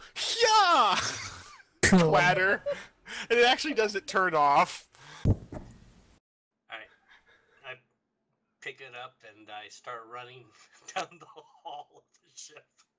I think they're Short run. It's a very short run. All right, I go down the ramp. So you guys left the ramp down? The Gomorian's outside. No, Gomorian's in here, remember? I think everybody's inside. Yeah. I do circles. Well, I mean, like, you can lower the ramp if you want and run outside. No, I don't want to lower anything because they'll hear that. I'll just try to run around in circles or something like that and turn off the comm. He starts running around in circles, and Anton, the guy who's tied up, is just looking, and he's like, "What the?" It wasn't for a stupid 4. He's just like, "Who the fuck are you guys?" We're your worst nightmare. Okay. Radix gonna turn to Locke and say, "Do you have any turreted guns on this thing?" Only the ones that are facing up. What would happen if we caved the ceiling in on the ship?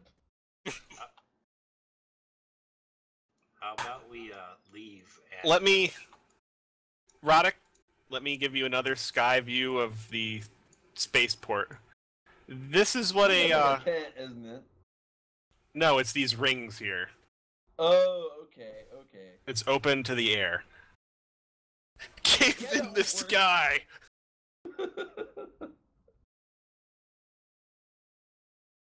I'll definitely turn to Locke and say I'm up for suggestions. I say we go open the bay door and get ourselves some more people to question. This guy's just like, I think he looks to you, Locke, and he's like, he just shakes his head, and then he looks over to the Gomorian, he's like, these guys are idiots. I think I'm gonna maybe pat my cyber hand into my other hand and say, and start heading for the bay door. I gotta look at the guy. What? What do you want from me?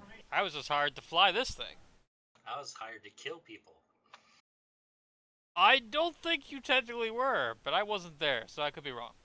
Radix looks like he's about ready to slam the bay door or the ramp descend button and say, "Y'all ready for this?" I think we should be going back to Bastine. think that I've got a grenade in one hand now and my son's Product. hand in the other. I think we need a little bit more firepower if we want to take on an army of unknown proportion.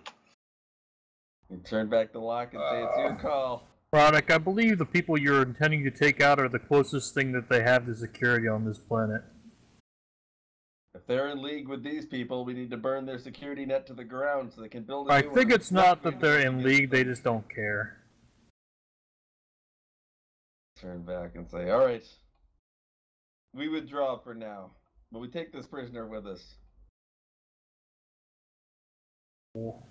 Sure he And knows. I think I think he looks at you and he glares. Turn to you and say that if you're working with these people, you're a disgrace to the security profession. Wow. Product, Wow. this is Mos Eisley.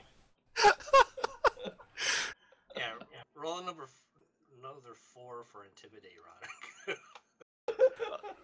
So Roddick's staring this guy down. Who does what? I'm waiting for us to go back to Bastine.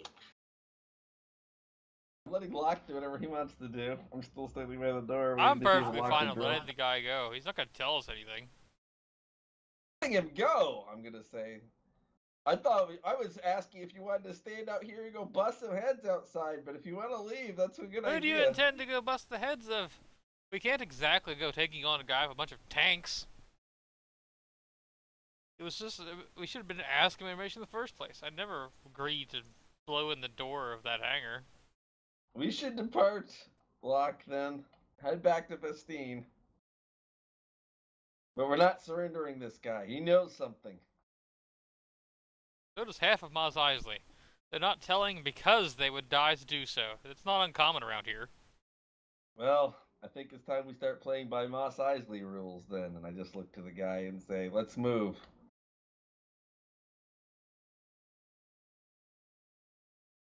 I said the nearest Sarlacc pit should do. I'll just give him to the sand person woman. He probably knows him.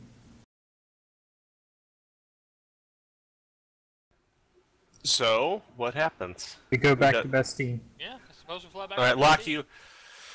you.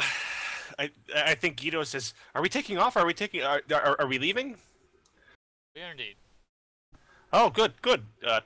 Mos Eisley is a horrible place for droids. Do you know they have a droid fighting pit? It's right next to the monster fighting pit, and then the human fighting pit.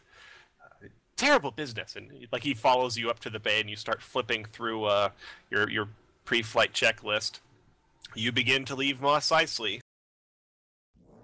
I'm going to add stun cuffs to our prisoner, by the way. And the engines do not start. Lovely.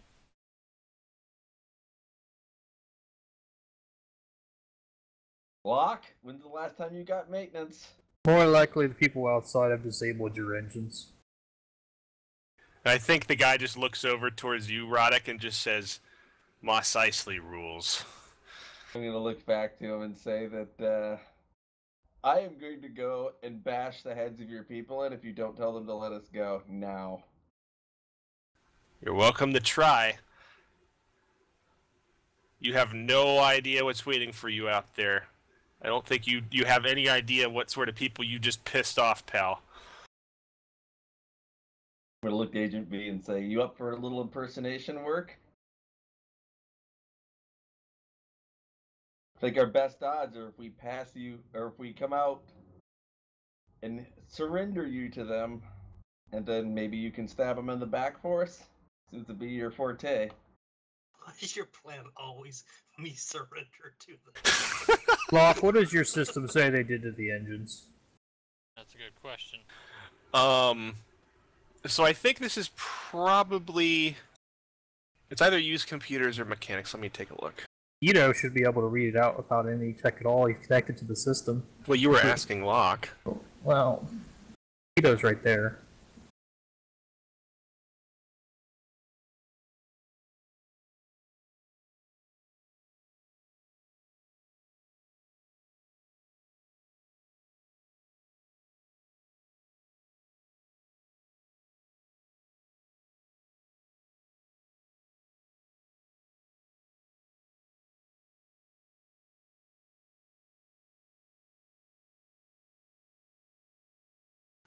So you can either try to like manually diagnose what's going on, or you can just try to ask the computer what's going on.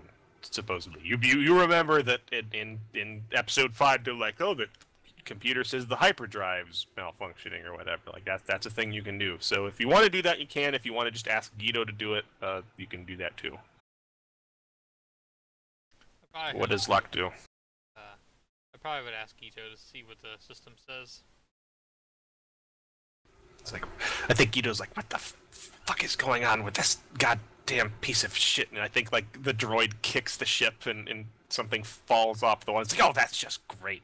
Not very progressive.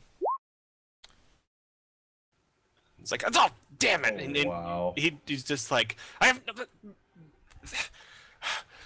nothing's working. This is intolerable. The ship is absolutely refusing anything. And it's like, I have never met a more intransient ship in my life. And then he starts going through the various ships that he has been on. Right. While he's doing that, I'll check myself.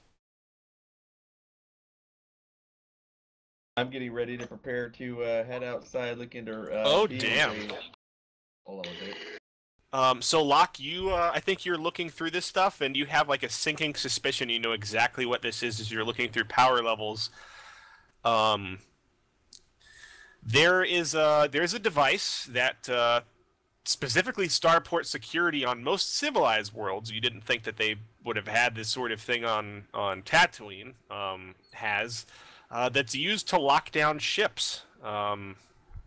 It doesn't work for the biggest ships normally. Sometimes it interferes with them, but your ship is kind of on the upper range of this limit that it can really affect on more small end ships.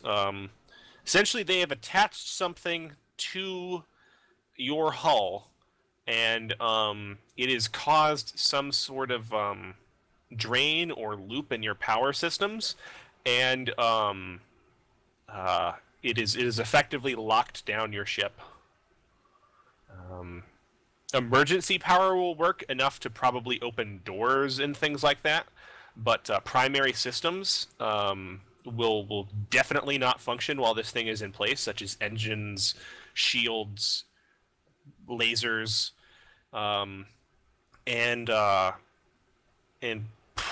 in certain very illegal instances that you know of, because you're kind of the piratey type, these things can be modified to short-circuit secondary systems like life support.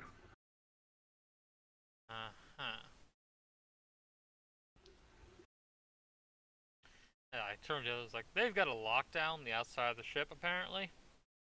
They're disrupting all the internal power. Well, the Gamorrean does security. I think the Gamorrean looks... And say, I think we're gonna need the Gamorrean to go out there and, or you to go out there. Right, and, give me your the guns. Gamorrean and open it up.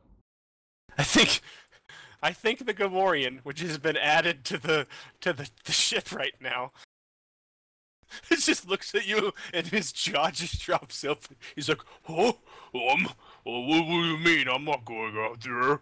Not really you.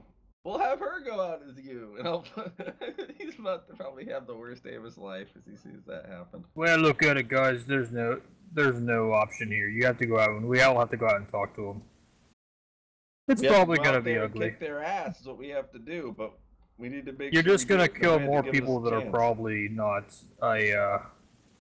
As I said, the closest thing this planet has to security. Roddick shakes his head and says, if the security force wants to murder the population, I don't think we need to worry I do about not. The security force wanted to defend their starport. Roddick shakes his head. Which is their job.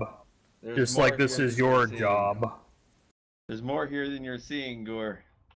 These people are corrupt. I can know it. You say everybody is corrupt. I think Anton, the hostage who's still tied to the chair, is like, this is Mos Eisley! For crying out loud, everything is corrupt! Where are you people from? Sector Rangers. Say that there's corruption, there's smuggling, there's crime.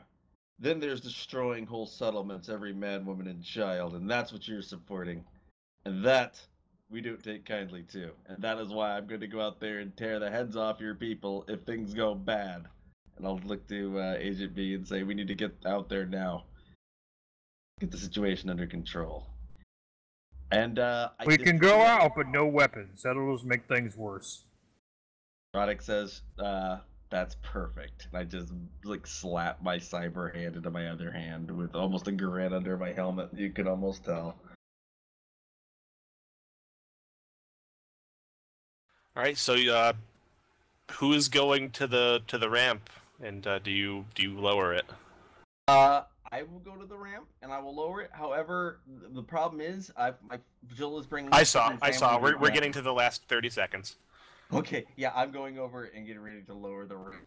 Is anybody going with to B and say, Roddick? Last chance to go out posing as someone other than you. Chance to maybe. I not push get everybody shot in out the face. door. The door's not open yet. Well, I go open the door. All right, so you're busy trying to open, or you're trying to figure this out, and Gore just goes and punches the ramp, and so it's you and Gore at the ramp. I change into the captor. All right, so yeah, you try to do that. Gore has already opened the ramp and is like bowling down the ramp, and Gore, I think Roddick's like maybe protesting and following you. Do you have weapons on you? I have all my weapons. They're not drawn. Is anybody coming out with weapons? I'm going to. Got my integrated weapons and my right hook. I'm going to hide my weapons. I'll leave my Okay. shotgun on the ship, but everything in my. Extension gun. All right. Well, you come out as the captor, Bunko, and the three of you, I think, stop at the bottom of the ramp, and maybe even Gore gulps a little bit, because Gore, that E-web cannon on your back, there are 3 of them arrayed, aimed directly at you in a crossfire, probably 40 feet away, on the kind of the facing arc away from you, or I guess it's you're in a rounded spaceport, and like these things are facing inward towards you, and you can see roughly a dozen guys manning these guns, all pointing rifles at you, and you guys are like right in the middle of an obvious like crossfire, and I think we will end the session there tonight.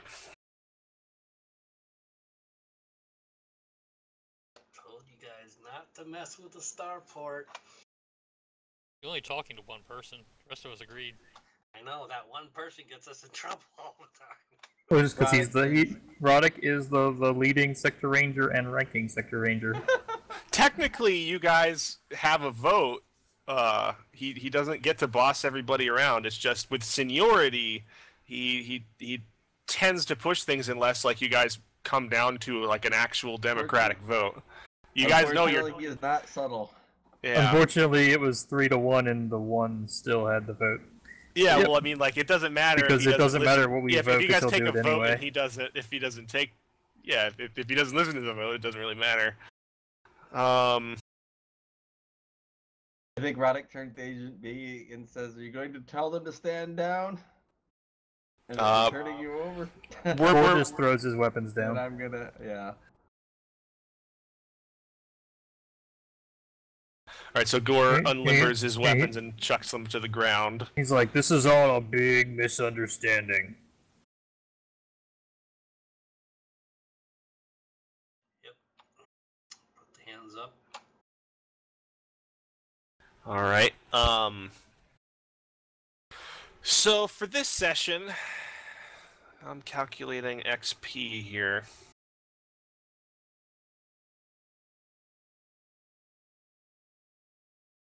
I know you gotta go, Roddick. Yeah, sorry about that. I'm actually I'm trying to get a couple things ready while I'm listening. I'm sorry. Didn't expect that. Dropped on me like that. Wasn't.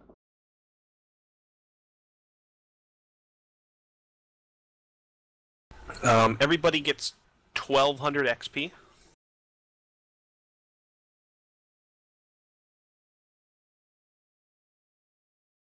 for defeating the the Starport Security First Response Squad, but also for getting some like actual information off of the threat.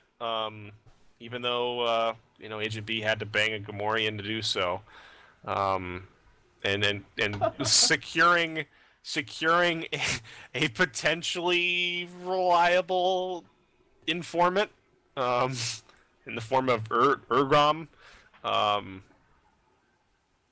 and making some headway there, and retrieving a few clues from the crash site, trying to look at that, discovering that the fighters recovered a Mandalorian Beskar.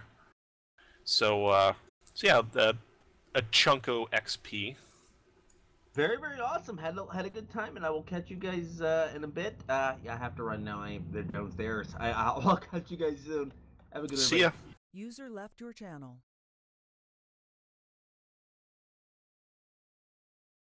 Well, thanks everybody for coming out to today's session. It was once again